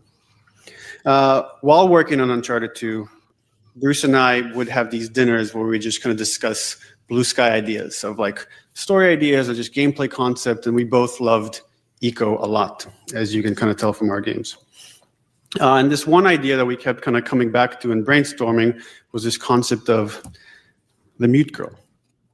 And the idea was that in Uncharted 2, Nathan Drake would get to this Nepalese city that's war-torn. You'd be part of a resistance group and you camp down with them for the night. And one of this girl that was mute, and the idea to make her mute was that everything that happens between you is all based on gameplay mechanics. So she would wake you up and kind of motion for you to follow her, and you'd stand up and everyone's still sleeping and you can hear gunshots in the distance. And you're like following her into an alley and she starts climbing this fire escape and you follow her like climbing pipes all the way to the top. And then she shares with you this view of the city that she calls home. And it was in our minds, it was a really beautiful moment of how you can bond with someone through gameplay. And again, that idea didn't make it into Uncharted 2. It just didn't work in the story we're trying to tell. It kind of made it into as Tenzin, the idea of this rescuer, this guy that saves your life, and you go with him to this cavern and adventure together. But we still kind of had that idea, that excitement of that mute girl in the back of our mind. The other thing that happened is we watched BBC. And if you haven't seen the video of the quarter, find it. And as my daughter gets older and kind of becomes her own little person, I get to see more and more of the world through her eyes. And I wonder what are going to be her inspirations. What are the things that she's going to be kind of really attracted to and attached to as she grows up. And as a game creator, I look around at kind of what we are making and what are going to be her role models from the stories. And I don't like what I see. Get ready. Get ready. More specifically, I'm talking about our female characters. Get ready. And whether we want to admit it or not, these are role models. And yet we sexualize, we objectify, we marginalize, and we reduce these female characters to a lot less than they can be. And this is coming from a guy that almost made a really misogynistic game. So I kind of know what I'm talking about. Oh my God. So once this thing failed and I had this awakening, almost exactly at the same time, this Kickstarter happened about the tropes versus women in video games. And while you might argue with the way it delivers its message or whether every point is exact, you can't argue with just the pattern that you see in the industry. So I was really intrigued by this. So, Okay, hold on. Pause that for a second. Yeah, go ahead. What the fuck did they have Peach in? Why is she in overalls? Why is Peach in overalls?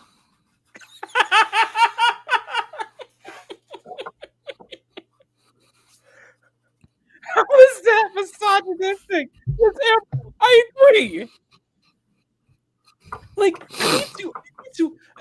I need to clip this. I need to clip this as a reminder to everyone. Okay, this is Druckmann. Okay.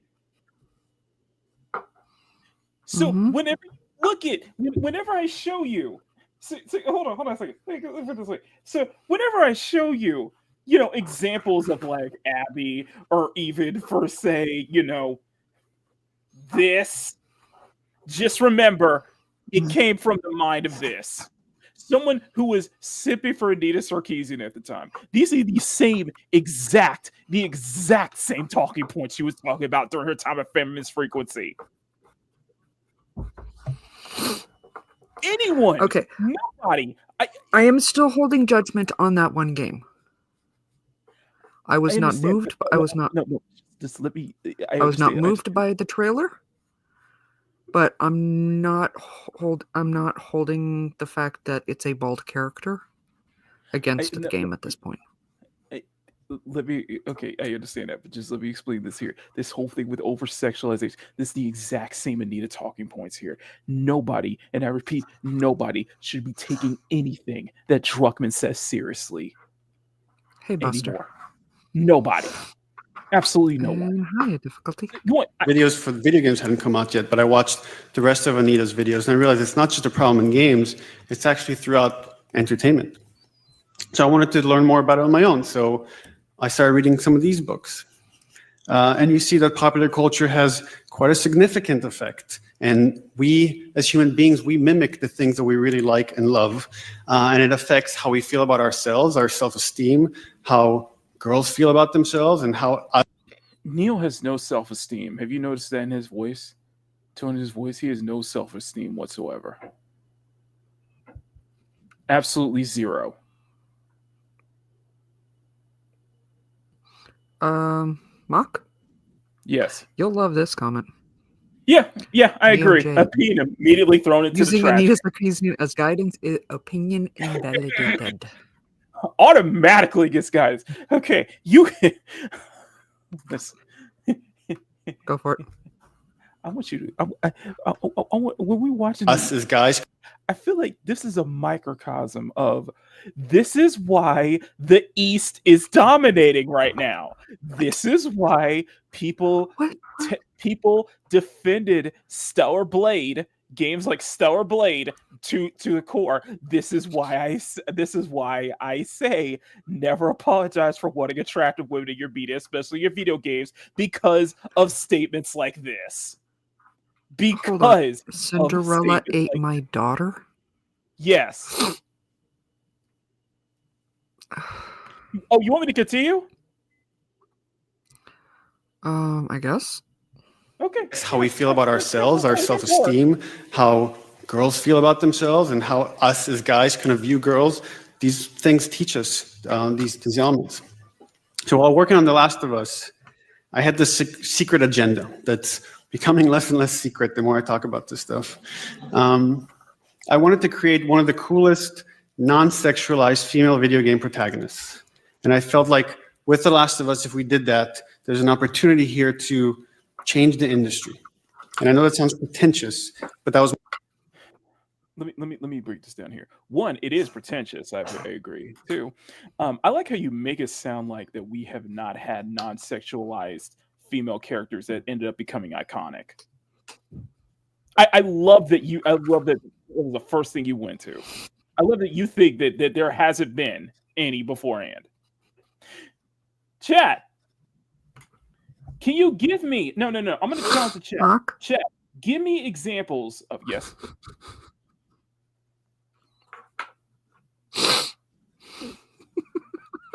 Ow. Okay, so chat, can you watch BBC?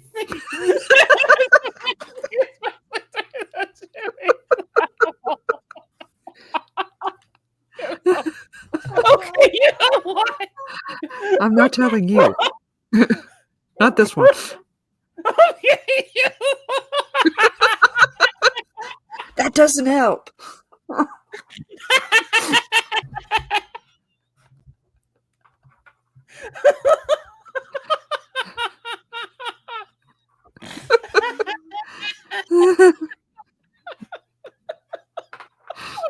That's our response, right?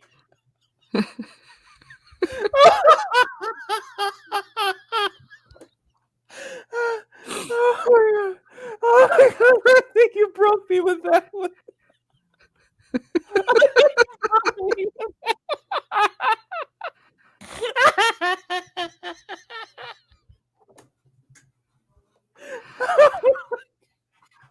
I think Greg broke me. Oh my God. Hey, Grumpy. Oh my God. Oh, okay, I gotta take a deep breath. Deep breath. Deep breath. Deep breath. We're professionals. We can gather ourselves. Oh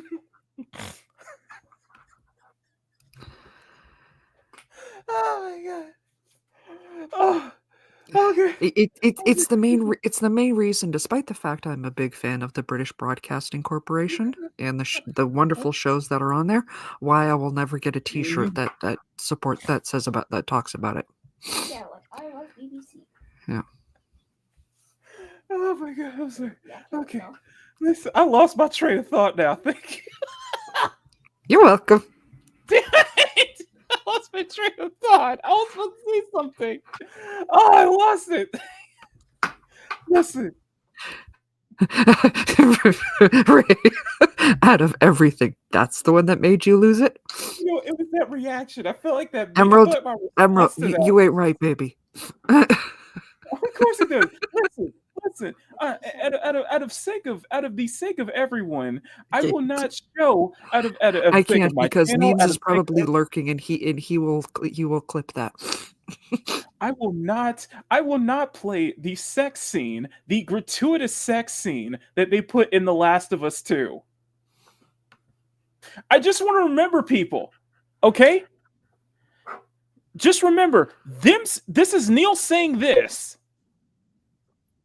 Just remember what Neil is saying. This is what Neil is saying.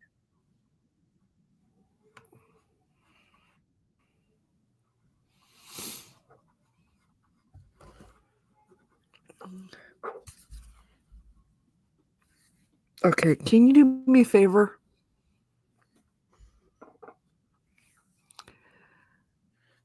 Really massaging this One, game. unmute yourself or something, because I Yes. can't hear you. Oh, you. Oh, wait, I There you was go. muted. Okay. Okay. I just want to let people know. I I don't know. I couldn't hear you.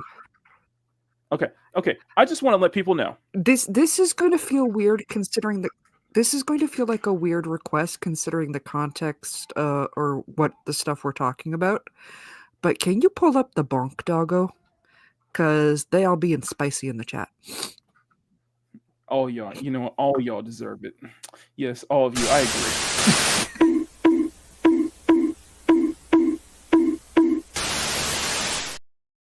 Listen, okay. I just want to understand this. Not for this. Hang on. You know what? I ain't gonna drive your lies, but that Abby scene, that freaking Abby scene here, that freaking Abby scene. Mm-hmm. You can't look at that. You can't tell me. You saying this in one eye, but just remember. I'm just gonna pull this up. Just remember. I want you to listen. Hey, hold on a second. I'm gonna put this one clip right here, and I want you to listen.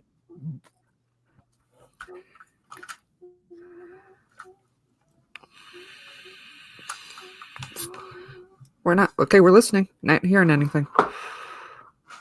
These are role models.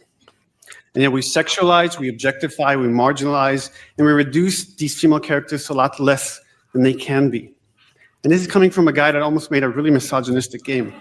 So I kind of know. You can't say that in one. You can't say that. You cannot say that in one breath and then go on to make a very gratuitous sex scene with Abby in The Last of Us 2. That's not Abby. That's Andy. My point stands.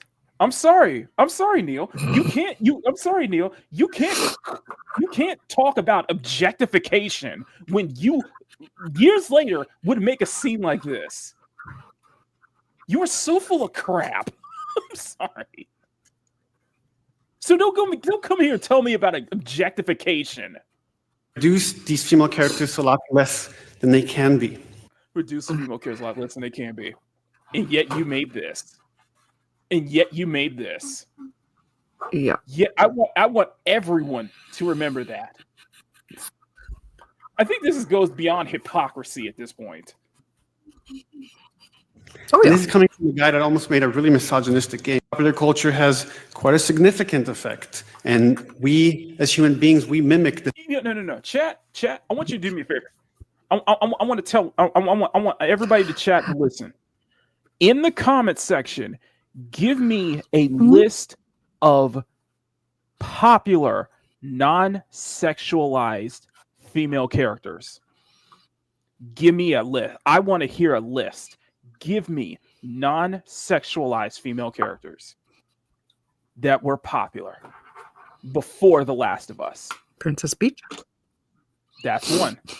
Drop the list. Put it in the comments. Before Ellie. The things that we really yes, like. Women can't be infected. It affects how we feel about it's misogynistic. How girls feel about themselves and how us as guys kind of view girls.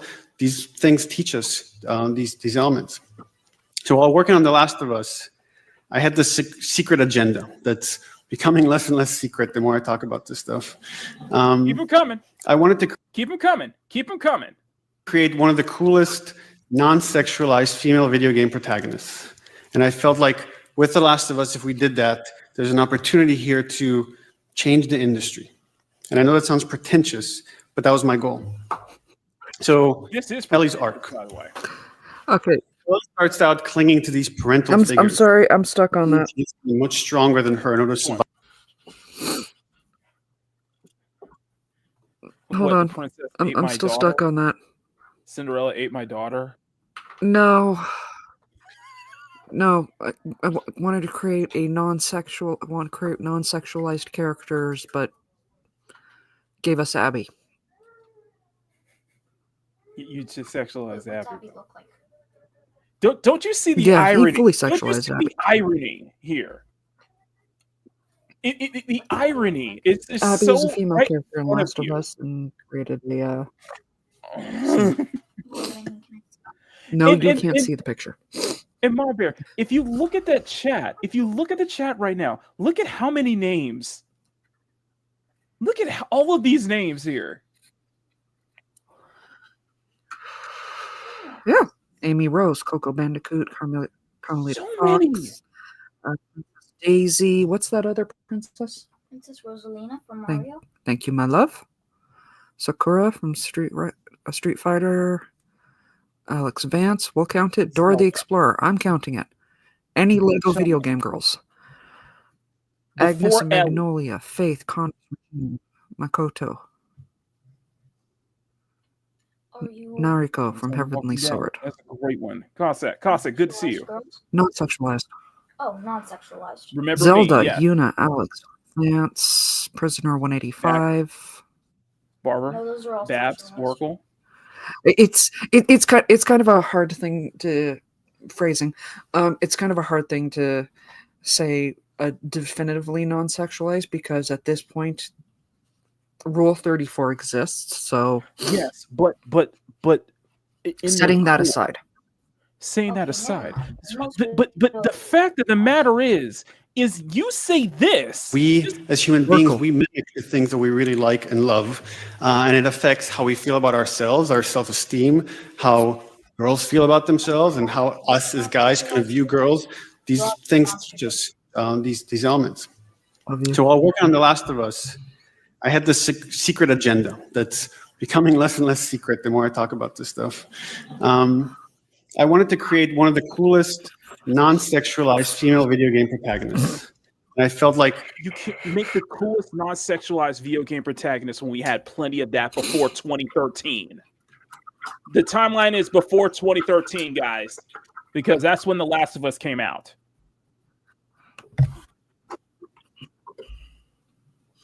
That explains the sex scene difficulty. Drop a dom to Marco for difficulty here. Yeah, I agree.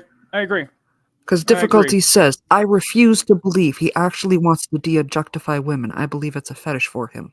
You know what he deserves. Dom DeMarco. That's a Dom DeMarco. Thank you, difficulty. I'm sorry. You can't say this in one breath and then go on to make a sex scene with Abby. The fact that you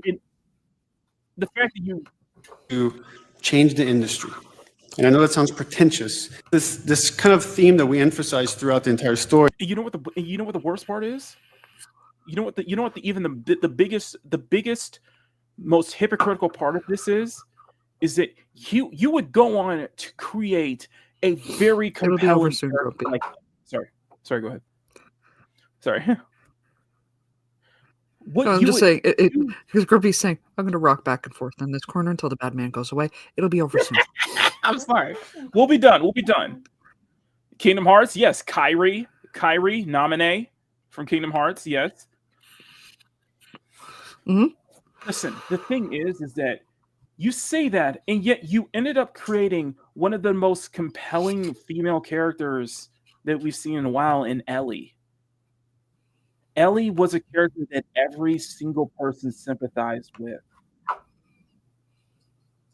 Mm-hmm. Everyone sympathized with Ellie. That father-daughter dynamic with Joel and Ellie was cherished by so many people, so many players, and that was all squandered. Hey, DJ Ronnie. In the second one, in fact, nobody had a problem. In fact, in the I think it was called the Left Behind, whatever the Left Behind DLC was.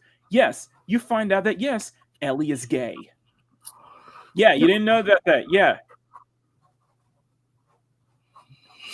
Yes, it is possible to make a very sympathetic and a very compelling LGBT character that everyone can sympathize with. And they didn't, and that was not taken, and that you didn't find out that Ellie was gay until the Left Behind DLC. Yeah. And yet they made that but hang on. Yet they made it work though. Yeah, it's a great side story though. Like, Neil, this is pretentious. Like, this is everything you've done was pretentious. Your mindset is freaking pretentious and up your smell your own farts. And what happened with The Last of Us 2 was all of that pretentiousness came off the surface. All of that.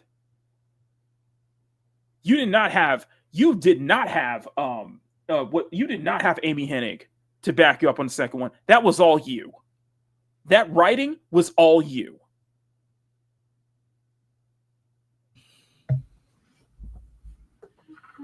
That's all I gotta say. That's all I gotta say. And that's all I gotta say. We had 23 people watching. You guys are freaking amazing, by the way. Yeah. Agreed, Buster. I don't mind LGBTQ characters. I just hate tokenism. Exactly. Perfectly said. You guys are all freaking amazing, by the way. Can you guys do me a favor? Smack that like button, make it jiggle, please. Yes. Please. Yeah, right. And speaking of objectification, smack it, okay? Objectify that like button, make okay? it jiggle. Smack that like button to make it jiggle like Mama Bear. Now. Touch you. No, guys, can we get to 30 likes? Can we get to 30? We're at 27 likes right now. We're at 27 likes. I did star a couple ones that I wanted to come back to. Go for it. Go for it. In the meantime, I'm going to get the next story set up. You ready? So go ahead. It'll have to be a quick one. Get the next story up, okay? Difficulty says, did y'all see the CWPPG situation? Listen. I have no idea what that is. Powerpuff Girls. Oh yeah, the leaked. Yeah. Wow. The one that Warner Brothers pulled the Batgirl treatment, basically. It was a good thing, man. I stand by it. I would love the Batgirl movie to be leaked accidentally. Phil got the Batgirl because after everything that they've said over the past how long, that is the bestest ever. It's the bestest superhero movie ever. I want to see the ones that they canned. I want to see if it's actually something that's good, or if it is in the category of Sharknado cheesy. Come on. At this point, I need to see it. Oh, they were going to butcher the Powerpuff Girls so bad with that reboot, with that live action stuff. They were going to butcher it so bad. Oliver's enemies rating. Not like the follow-up series didn't do that, you know. It's just oh my god. Listen. Okay. And Riot said, did you see Project U leaked trailer in production hell, it seems, at Ubisoft? Oh yes, I saw that. I don't know if we'll have time to cover that though. We might have to save that for Friday. Probably not, because we're at 4:30. Because we're at 1:37 your time. Okay. So I got one more story we want to cover, and this is a very positive story. Okay. And for this one, bring Little Bear in here because she's gonna love listening to this. Okay, she's gonna love listening to this. Okay, Myanmar. Time for me to mic up. Ayo, I got you. Time for you to your butt up at least. You're gonna love this. What's up, dog? Before we do that, though, before we do that,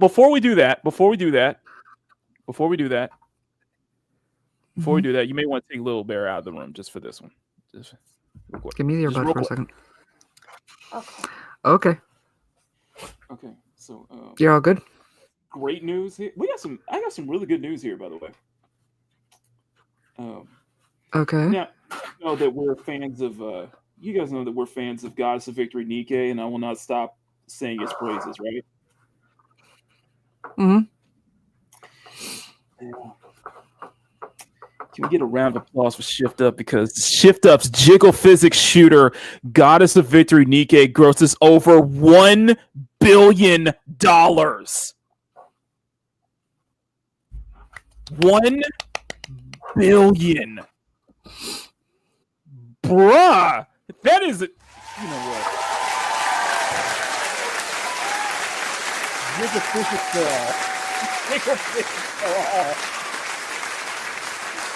See what happens when you don't apologize for wanting to try to win in your media and you're especially in video games? You end up grossing over $1 billion. What I say? It makes it a more realistic experience. 1 billion. And if it wasn't for Nikkei's success, Stellar Blade, it would not have had the confidence to make Stellar Blade. Yeah. So shift up. Congratulations. Y'all deserve it. Absolutely. Y'all deserve it. When a gacha game is doing better than most of the AAA out here, grossing over $1 billion. Jeez, I'm a huge fan. You guys know I'm a huge fan of Shift Up. I'm a big fan of Nikkei. Been a long time player of Nikkei. I'm happy to see it deserves all of its success, all of its jiggly success. And there's a lot of we love Nikkei and the jiggly success. Yes, we love Nikkei here. So yes, there is a lot of Gooner bucks. But let me find the article because you're gonna love this. All right. Let me see. You can bring Little Bear back in. So let me just go ahead and see if we can find it. Okay, I can bring her back now. Yeah, you can bring her back in. I just gotta find When this you're one. ready, This is a fun story. This was a fun little story that that I saw the other day that you're gonna absolutely love. You're gonna absolutely love. So let me see. Where is it? Metaphor, Refund 1000. Oh, KG. So this was back on the 3rd of March. So this was probably about last week or so, right? Well, I got something to tell you. So first off, I'm gonna show you the cutscene. Okay. Okay. So I'm gonna show you the cutscene. You're gonna love this. All right. Let me see. Let me find that. Let me find the main cutscene for. Okay. So is it a full? It's a full. Here we go. What was that? Okay. Something knocking against my water bottle. Oh, okay. All right. And okay, so you're gonna love this. So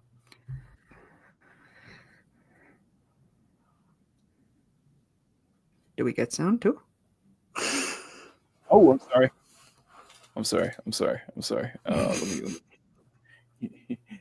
some of y'all know where I'm going at. You guys know exactly where I'm going at, though. You guys know exactly what I'm going at. Hi. All right, here we go. You're gonna love this. Wow, we even got Buddy here. 豆ともすごく合うんですよ。ど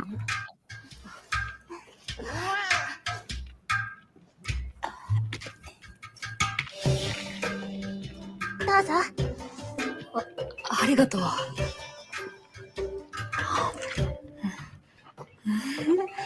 This is all animated, by the way. 安心する味。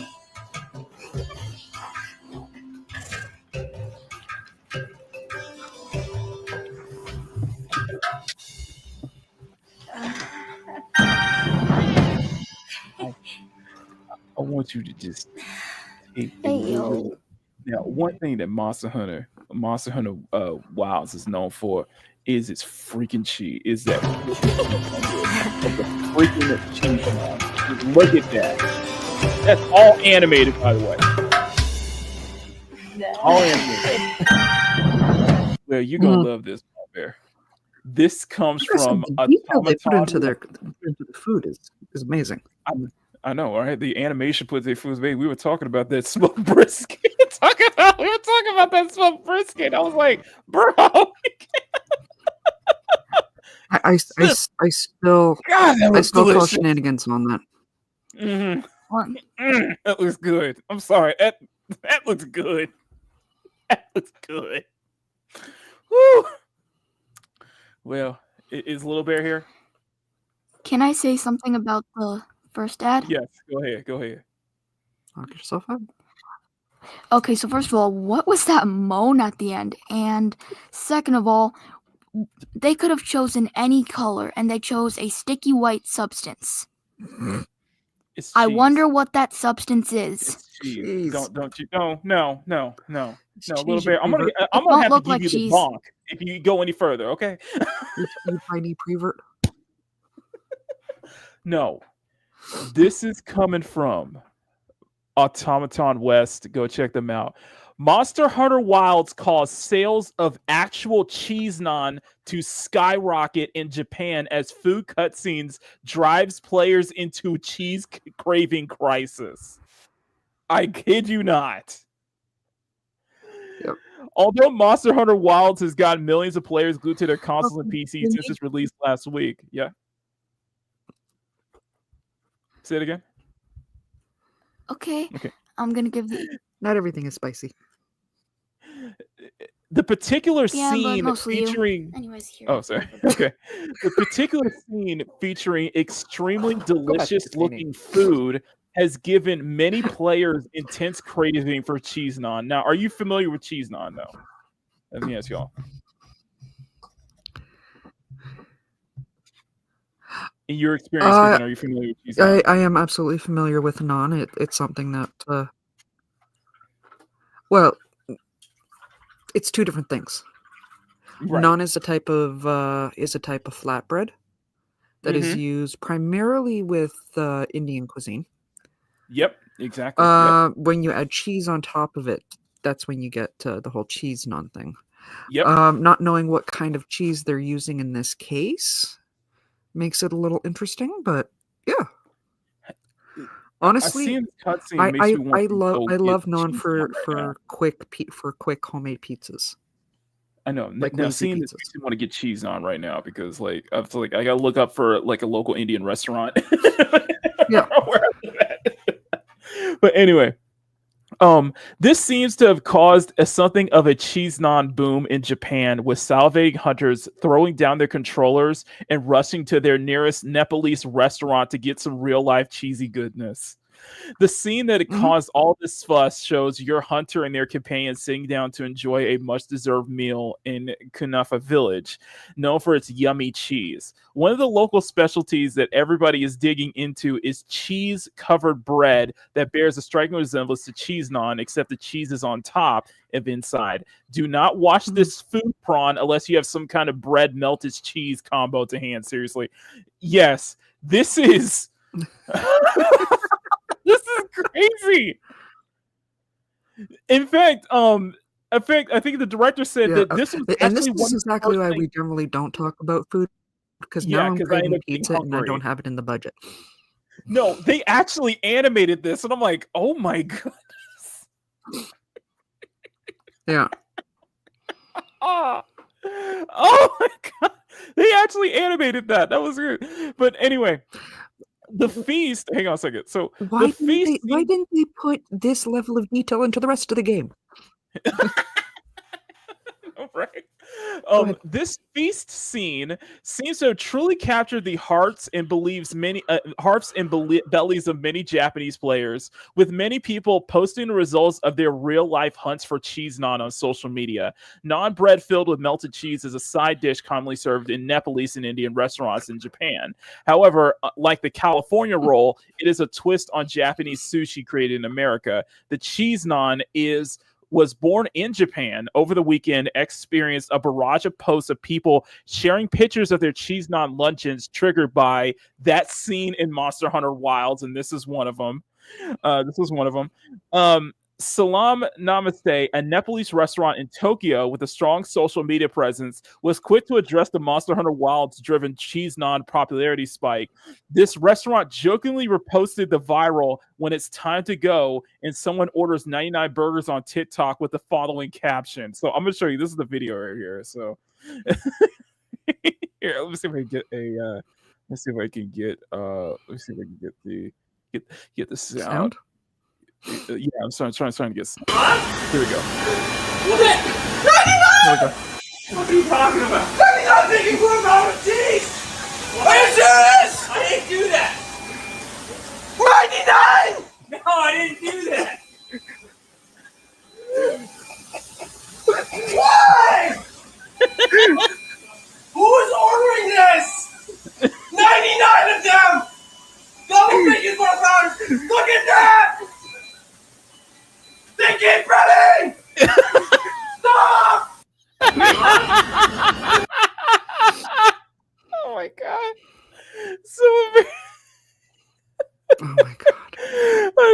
with the following caption. And Although this was clearly tongue in cheek, the restaurant later posted about how crazy the popular cheese naan was getting, expressing gratitude to Capcom latest game for boosting their sales. Bro, that is oh, okay, that is a straight up. That is straight up. That's a Don DeMarco right there. Don DeMarco right there. This game, that's how popular it was. That's how popular that scene was. That in Japan, people went out to Nepalese restaurants to just get cheese naan. I look at this and I want it now. It does look good. It's delicious looking. But the thing is that it's also the popularity of Monster Hunter, because the game is so popular in Japan that whenever a new Monster Hunter game releases, some companies actually take that as a holiday. Yeah, people actually take off work for whenever a new Monster Hunter game is released. That's how popular it is in Japan. And this isn't the consequences of screwing over your fan base, because Monster Hunter Wilds is the most successful, is now one of the biggest successes this year. Definitely bigger than what we saw with Power World. And mainly it's because they knew how to update. They know how to update the formula for Monster Hunter and to improve on it for modern gaming, yet still keep the spirit of it. It never loses its soul. You know what I mean? It stays true to its fan base while at the same time, getting this new fan base, getting so many more of these eyes. Like Monster Hunter was always more on, even for its popularity in Japan, Monster Hunter was always very niche here in the West. Yet it seems that through the success of Wilds, it's really starting to become much more popular here in the West. And all Capcom had to do was to update it, but never lose the soul of it, never lose that spirit of Monster Hunter, what the game truly is. So its success is it's skyrocketed at this point, and it's well deserved. But I figured you got what is your thoughts on? I figured what is your thoughts on that, Marbear?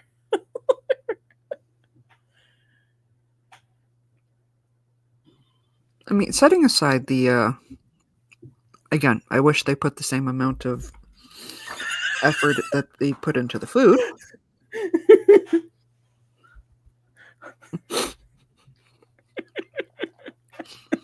And that naan is thick. That does look delightful. I'm currently working in my head as to how I can duplicate this at home. So apparently, I forgot what there was. Not that it's on my diet.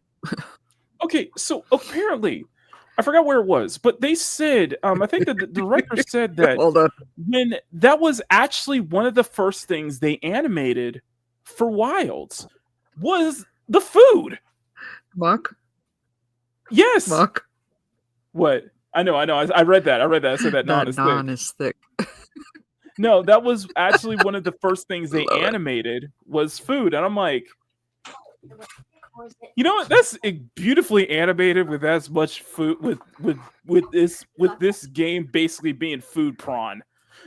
This game is basically food prawn. You look at this and you're just like, oh my god, that was delicious. Emerald says it's like pizza, it's like thick crust cheese. It's like Papa John's. Yeah. I'm like, I look at this and I'm like, I cannot stop thinking about how delicious that looks, honestly. That just, God, it looks so good. It's just, but that was actually one of the first things they animated. I was like, it's so good he's sweating.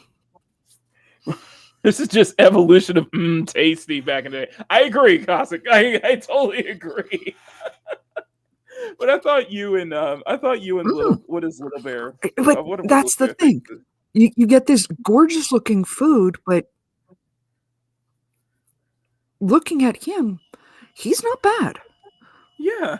But he could be a lot better. Better, yeah. He's not on the same level as the food, and he could look as tasty as the food. I mean, as good as the food. Priorities.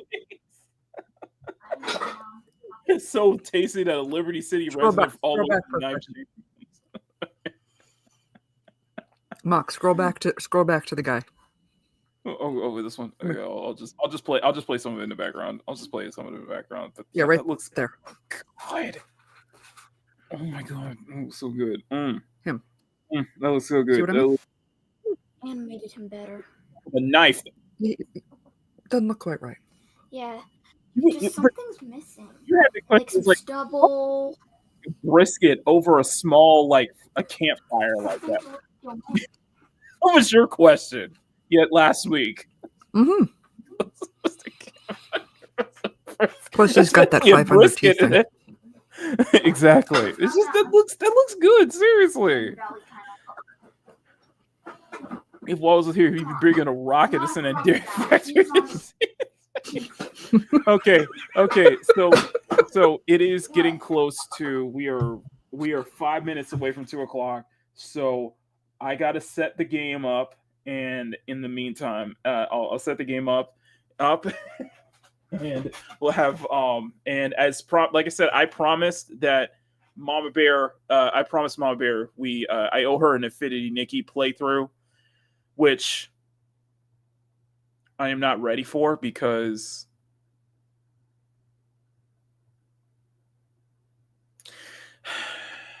we go from food prawn to disgustingly cute prawn, basically. It's not prawn, it's just embrace the kawaii. It's disgustingly kawaii, okay? It's like I can't handle this much kawaii. There's only so much kawaii I can take in one sitting. We are bringing the cute to this cute and sexy fun nation. Oh my god. Oh my god. There were little pets in that first playthrough we did. There was this tiny little dog. I was like, oh my god, I want to pet it! Oh my god! Stop it! Game, stop making me cute. Shit. I was like, how dare you? How dare you? Oh my god. No, it's only fair because you got me hooked on Jeff the Shark. I did get you hooked on Jeff the Shark. And I played. If I played, I wish. I don't know. I don't think my system would be lit, but I wish I could play Marvel Rivals just so I can play Jeff the Shark. Okay. To be fair, I did get you hooked on Jeff. I did. Yes, you did. But let me be fair though. Did you? You're not familiar with the bong boos of Zenless, are you? No. Okay. I'm gonna show you some. I don't know if this might be cute. I'll show you because that's a big focal point of Zenless are bong boos, and I'm thinking to myself, would Mama Bear want a bong boo though? Let me go share. Probably. Let me go share this here. Here, I'll share it with you. How many games have you seen? Games and movies and stuff have you seen with me? Like, I will wind up going out of this world by petting something I shouldn't. You love Quambo. You're still hunting. I can tell you're still looking up a place with Jeff the Shark that has voice lines on it. Okay, build a bear. Make me one, please. Y'all have Stitch. I want to show you something. Make me a Jeff the Shark that does the. Okay, Mama Bear, you looking at the screen? You looking at the screen? Yes. This is EOS. This is a bong boo from Zenless. This is a bong boo. Yes. They're basically companions. They do some stuff for it, but yes, they are that adorable. Kind of cute. Would you want one though? There's different types of bong boo though, and hold on, Sweet Pea. Oh no. This one, not so much.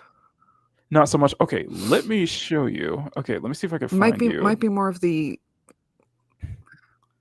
Let me show you. This is a different bongbos though. You get different ones because it's like all. There we go.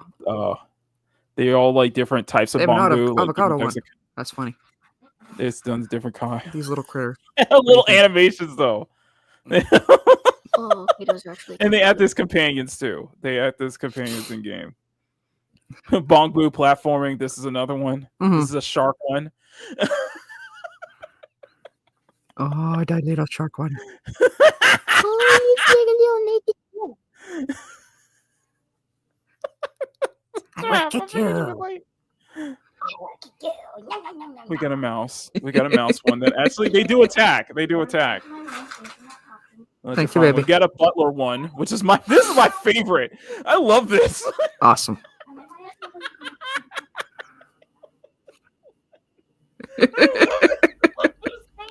I love that.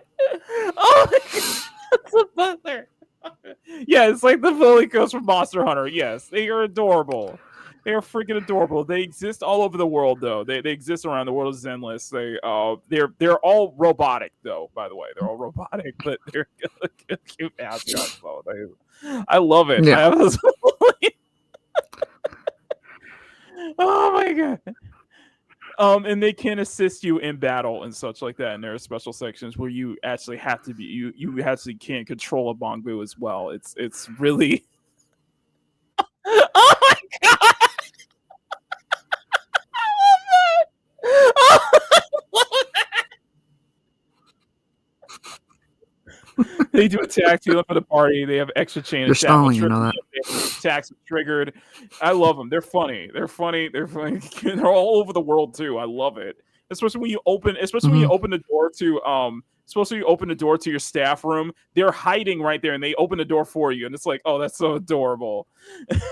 But apparently everybody has a pet bongbo.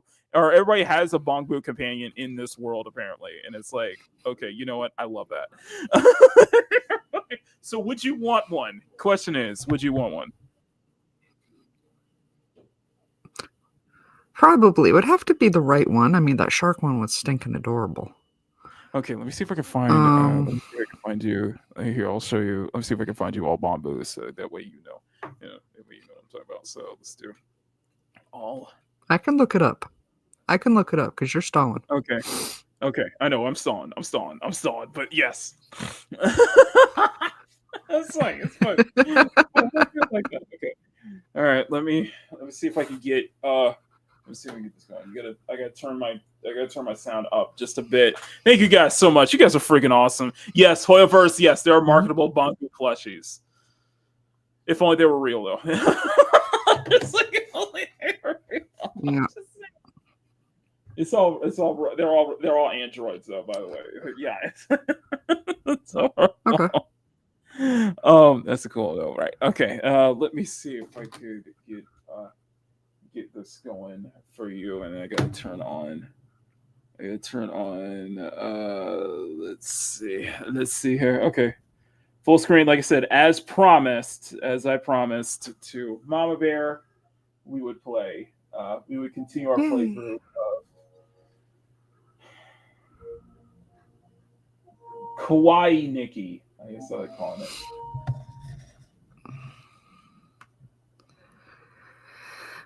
Eli with the $2 super chat. Wait, we got another $2 super chat. I need more. Okay. All right. I gotta wait for my game to update. I only got like 10 minutes. I will make it. I will do it just for you. Okay, I'm doing this just for you. Yeah. But I gotta wait like 10 minutes before the next update is over. So, in the meantime, we'll do a level 2. We'll do a next one that is Miyabi. Thank you so much, Eli. This one's for you.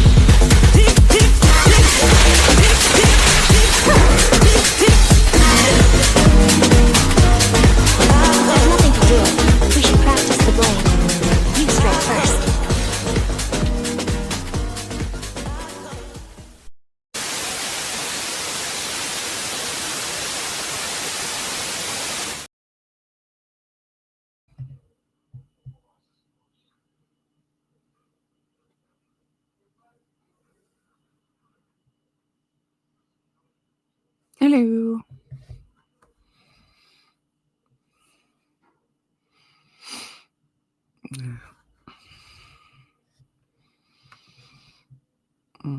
New Year's event, there was a bamboo dance competition. Awesome.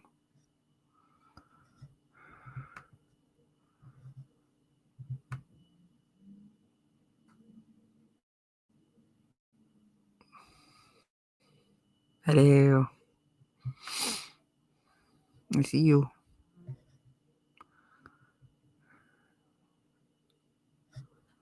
What does that say? Looks like your mic was unplugged. Plug it back in or select a different mic to click the mic. Ah.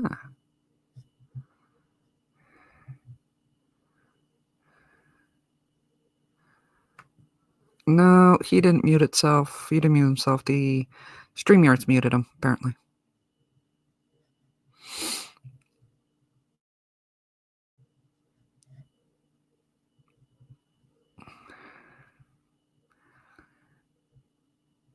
I know you're trying.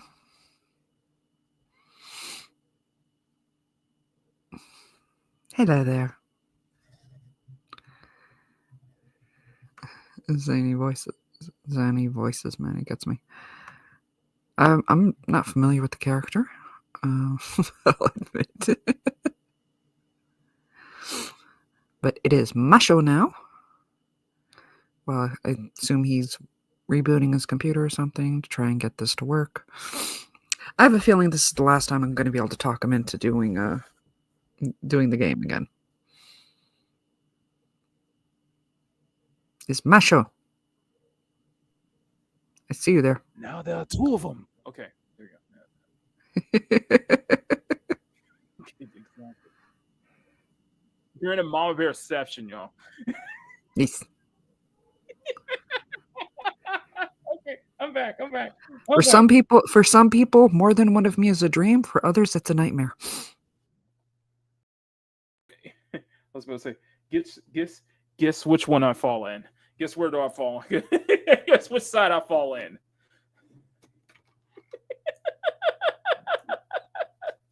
No, it's still updating. We still have like 7 minutes left. And I do have to I do got to end the show at 3:00. But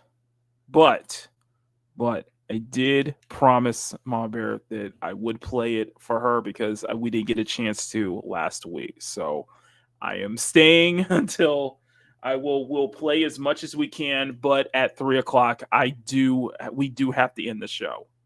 So because I got somewhere I need to be at 3:00. So we will I'm waiting for so this is my fault. I didn't add you in, did I? Add me into what? Did I kick you out by accident? No. So I didn't add you in. I was here the whole time.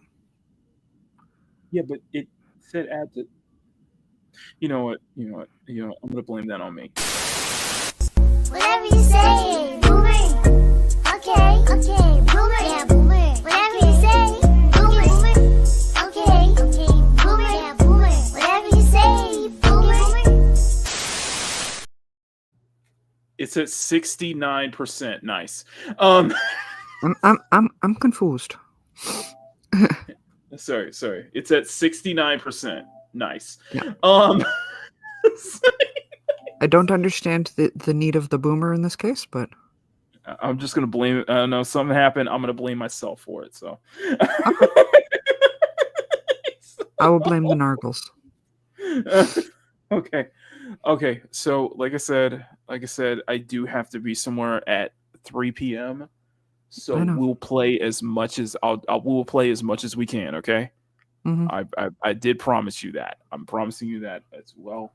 I'm just waiting for the update to finish, so that way I can actually run this properly. Let me make sure. Let me turn on the video capture and make sure this is working.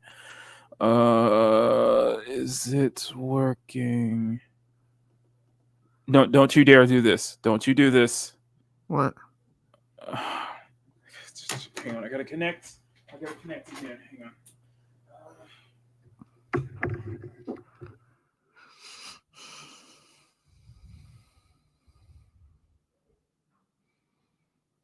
So, how about that local sports team?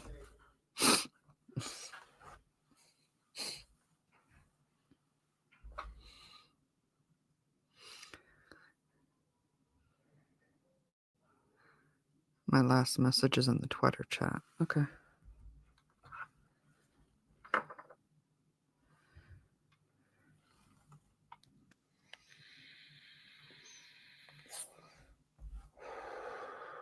Give me a second.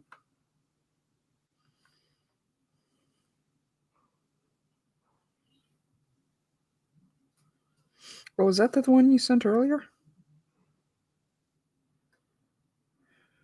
Ah.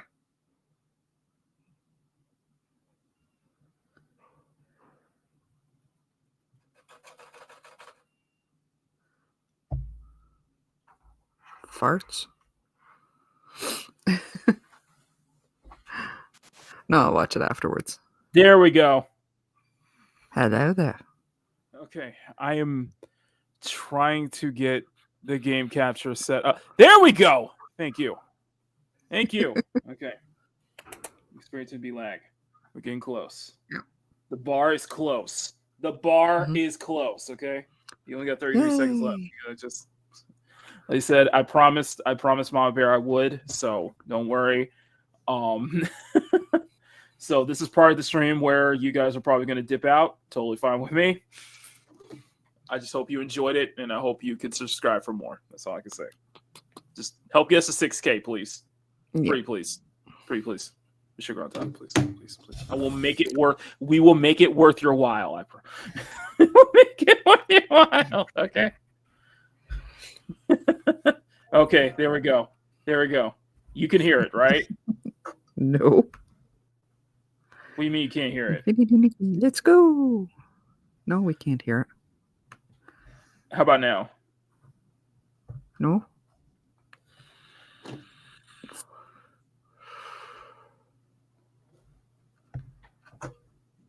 Okay, now I gotta wait for it to update. Oh, I have to no. wait for it to update. Yes, I gotta sit and wait. Let this update. Let this serenade. So it's gonna be really loud because for some reason I don't know how to get OBS to like work with StreamYard to try to pull this off. It was like it makes sense if I did this as a separate show on OBS instead of definitely on OBS instead of StreamYard, but we'll have to figure it out. As we go along. But yeah, I'm gonna have to wait another couple minutes before it finally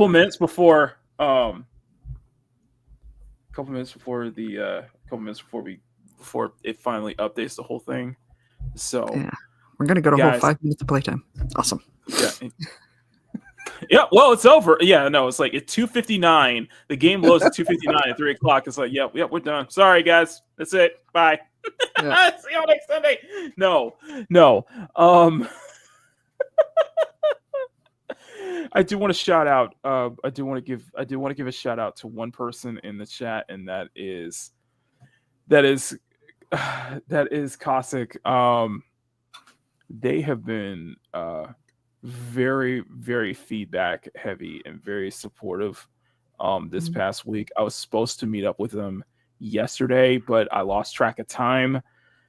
I apologize, Cossack. I hope hopefully sometime this week, maybe on a Tuesday or so when I'm not streaming, maybe on a Tuesday morning or so, maybe we could sit and chat, because I know you have stuff that you want to share with me on how I'm taking this new approach. Speaking of which, fuck it. While we're waiting for I'm gonna show you guys some Discord shit. While we're waiting, I'm gonna share some Discord stuff with you guys. It's not nothing explicit, but I don't ever get a chance to do this that much. So, he did.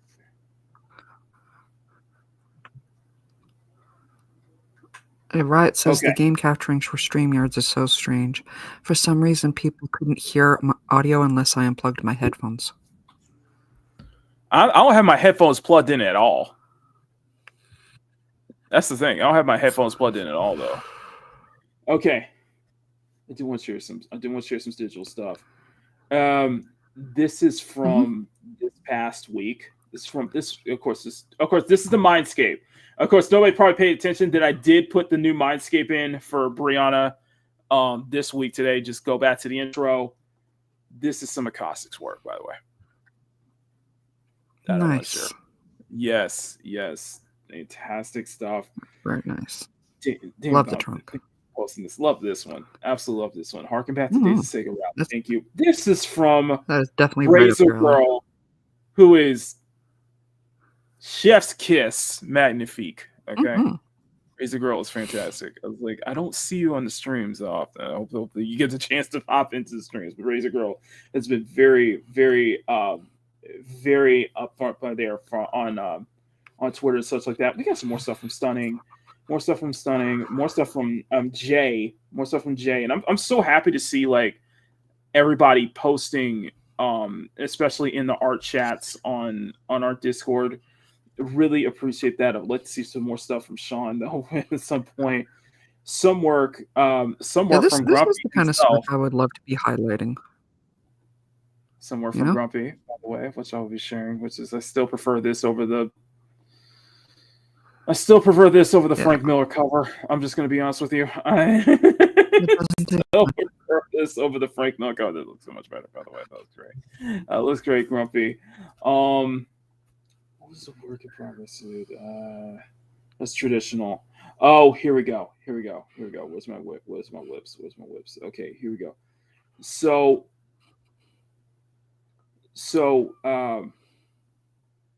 Cossack his mouse.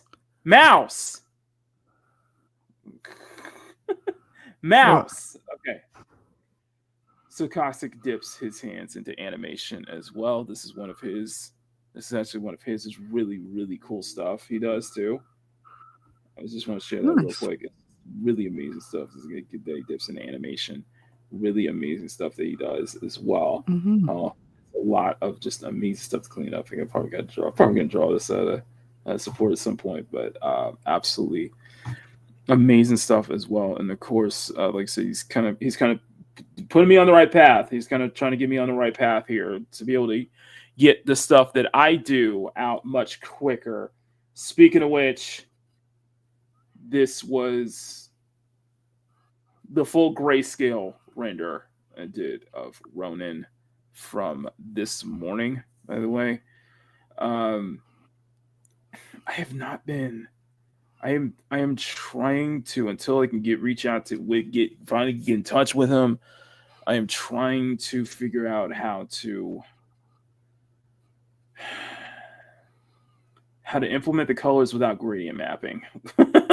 Resorting to gradient mapping. I watched so many freaking tutorials like on Friday or so, and I'm still I'm overcomplicating a lot of it. I know that. It's just I was kind of venting. I was kind of venting a little bit on Friday too about that, and just how freaking all the way out of here trying to figure this whole thing out. So I'm gonna try to get with Cossack this week because he's got a lot he wants to share with me on this whole subject matter and stuff that will actually help me be much faster as well. So yeah, there's that. And I do agree. Devontae Edwards, good to see you. Thank you. Just gonna sell those tiny bot stickers. Let's just soon. Just gonna my new credit card. Nice. Emeralds is nice. If Indy Nikki, let's see. We're almost there. We're almost there, guys.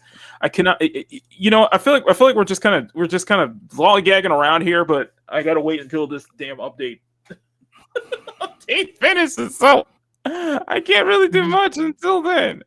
I'm sorry. I am sorry. Okay, I'm sorry.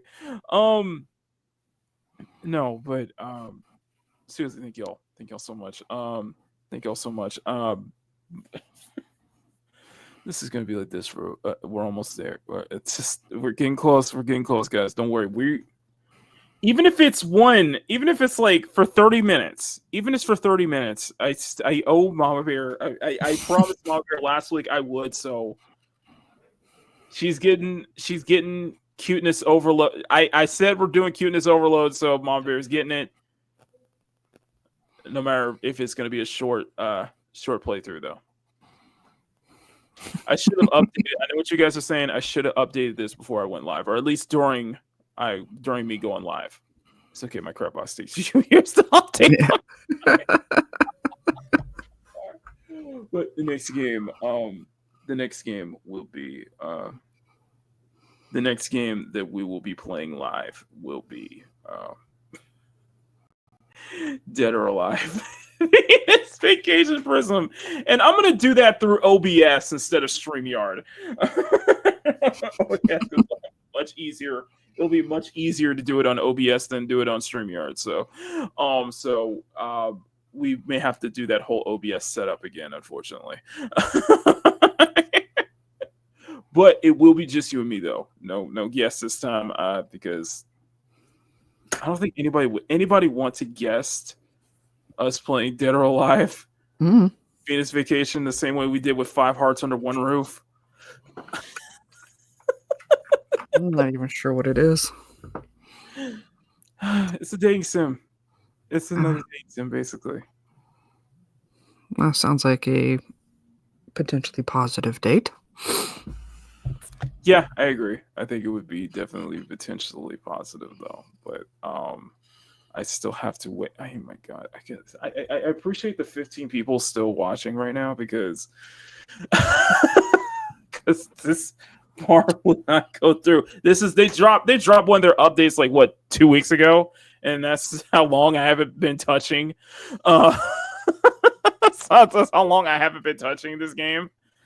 He needs to embrace the cuteness. I do. It's just this is so overloaded with cuteness, though. Embrace the cuteness.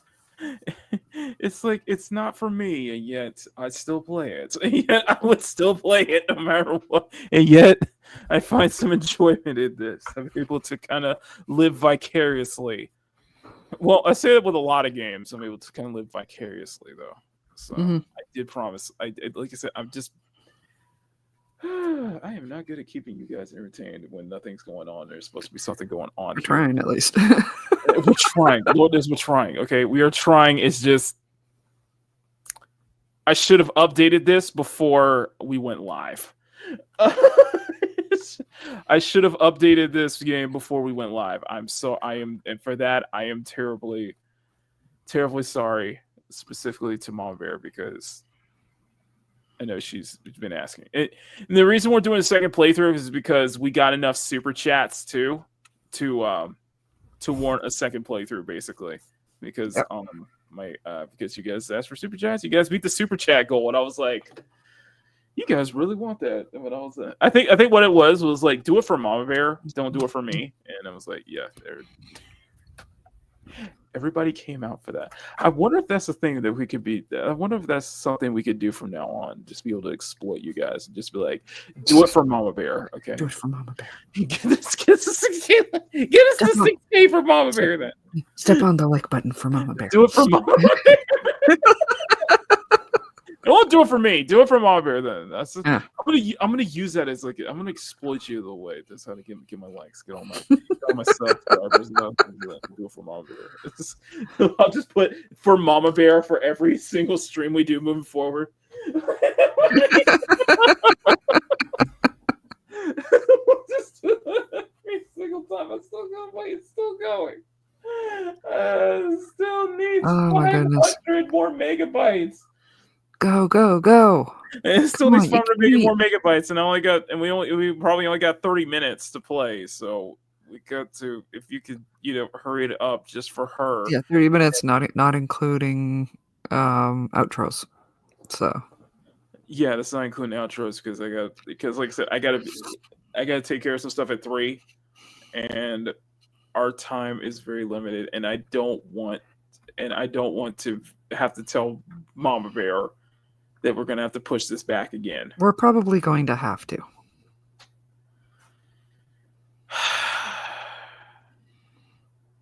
You have somewhere you need to be at 3. Yeah. Your outros take. I love you. Your outros take a while. I understand. Are you sure? I don't think we have a choice. It's either that or we're going to get 5 minutes of playtime. Gotcha. Okay. I'll let that happen. I'll let this And update that's later. not enough. Okay. Let this update later. All right. So, Mama Bear, go We'll ahead. just start off the show with it. Come on.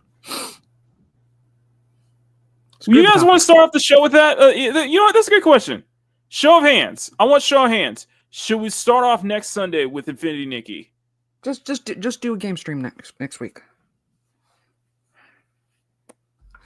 Until Maki goes, I can't take it no more. I could do that. Maybe. See, Riot's excited for it too. Maybe next Friday. Maybe for a game stream, game talk. Maybe next Friday, or we could start Sunday, or maybe I could do a show Saturday. Well, it is March break, so I could be available. Maybe a Saturday night show. Yeah, take a break from the drama. Even Emerald, Megatron, they're all down for it. Yeah, just okay. Riot's definitely in my camp because she's a Nikki fan. Okay, Mama Bear, do the outros. Tell them where they can find you. Hello, sweeties. I'm Mama Bear. You can find me here on YouTube at Mama Bear Doll. You can find me on Twix, Twitter/X at Mads Mama Bear. I believe it's Mama Bear Doll over on Instagram. I'm also on Facebook. Any of my links can be found in my videos. I am hoping to find some time this week to start the first recording of leaning more into the book talk type stuff because some birdie told me that they like hearing my voice. So that was me. We'll get into that. I've heard it a few times. That was not one of those voices.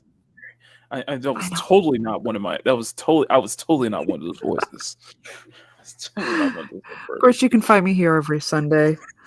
That we decide we're going to go live, whether we're talking drama or just watching Maki try to load a game. Love you.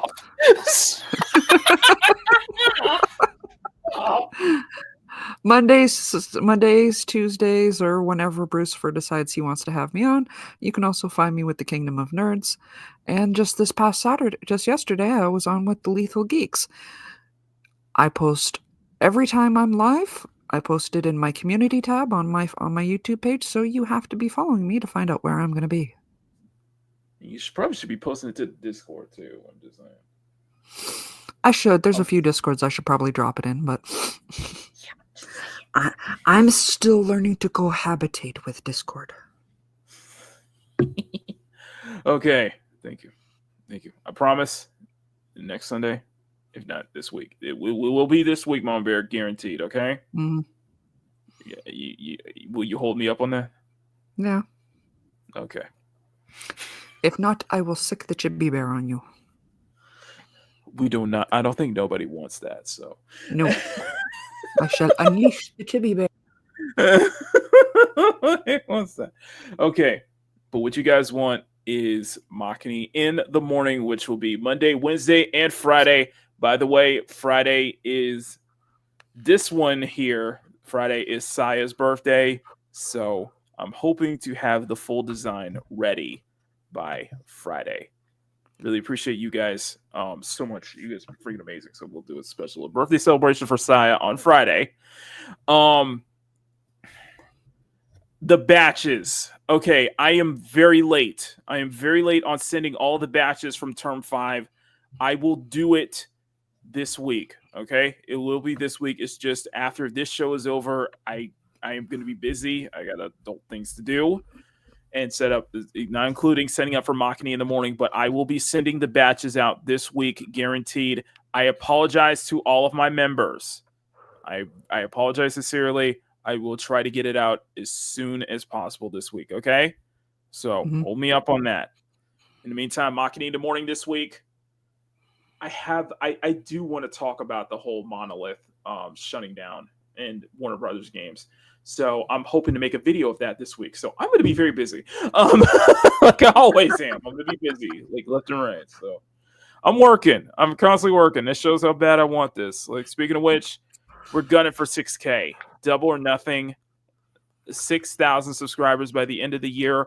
4,000 subscribers before my birthday on May 7th. I would love to achieve that. So if you would guys like to see us hit that goal, smack that like button, make it jiggle, smack that subscribe button, make it jiggle, especially if you want to see more content from me. Of course, major thank you to everyone in the CSF Nation. Thank you guys for being so patient with me on this one. I will try to send the batches out this month. Speaking of which, I'm already working on other stuff for March now, so there's plenty of stuff coming on in March as well. Just hang on a little tighter, hang on a little longer, guys.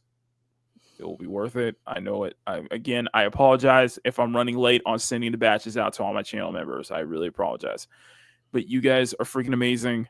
Shout out to everybody in the chat. Of course, I want to shout out to Riot Kitty because, of course, this week they are dropping the new update for Zenless. I know you, me, Riot Kitty, myself, Eli, a couple other people in chat are excited about that.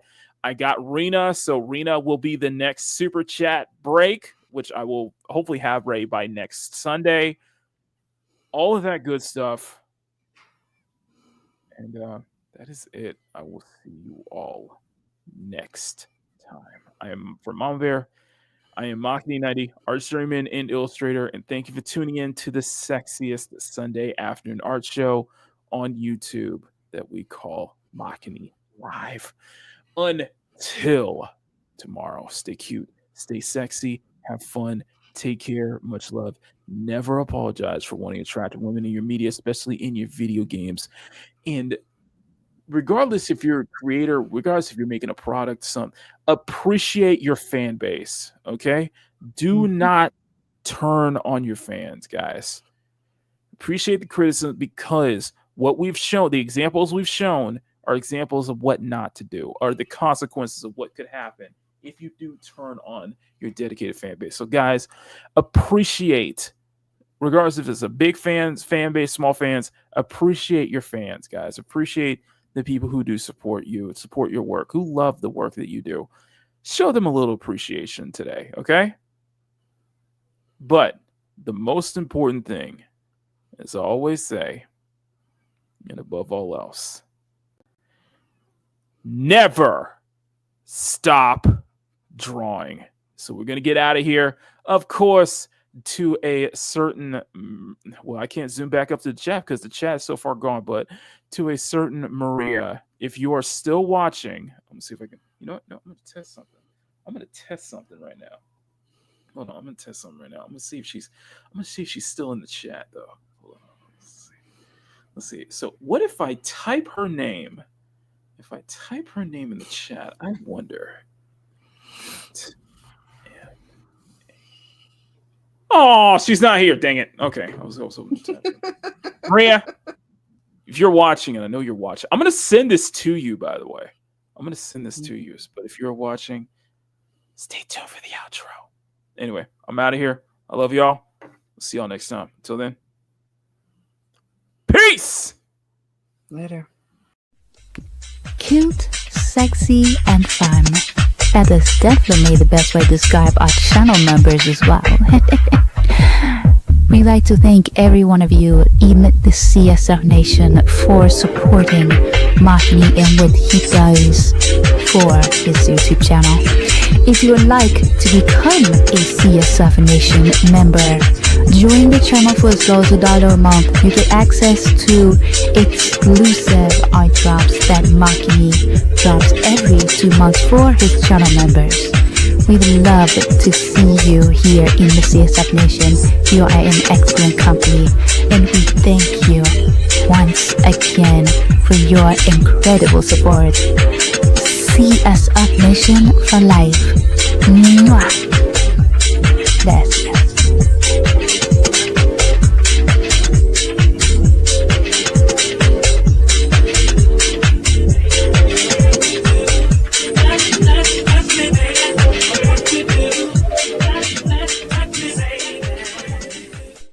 Did you guys have fun today? Of course you did. And we thank you for tuning in to the sexiest Sunday afternoon art show on YouTube, Makini Live. Remember to smack that like button and make a jiggle on the way out. Share the show out to your friends, to your family. Tell everyone about how great the show is. Become a channel member for as low as $1 if you want to support Makini further and get access to really, really cool art that he does for his members. And of course, subscribe if you want to see more art content from Makini, but also if you want to just see more content from Makini, help him reach his goals as well. Anyway, thank you all so much for hanging out with us, for spending your Sunday with us. And we will see you all here next time, same place, same time, same channel, here on Makini Live.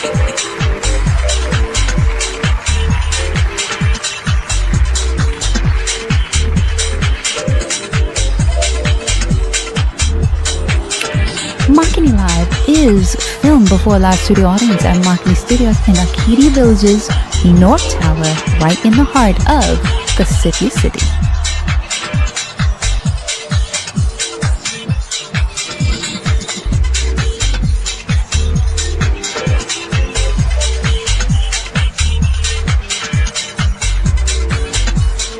If you would like free tickets to the next and upcoming and future Makini Live airings,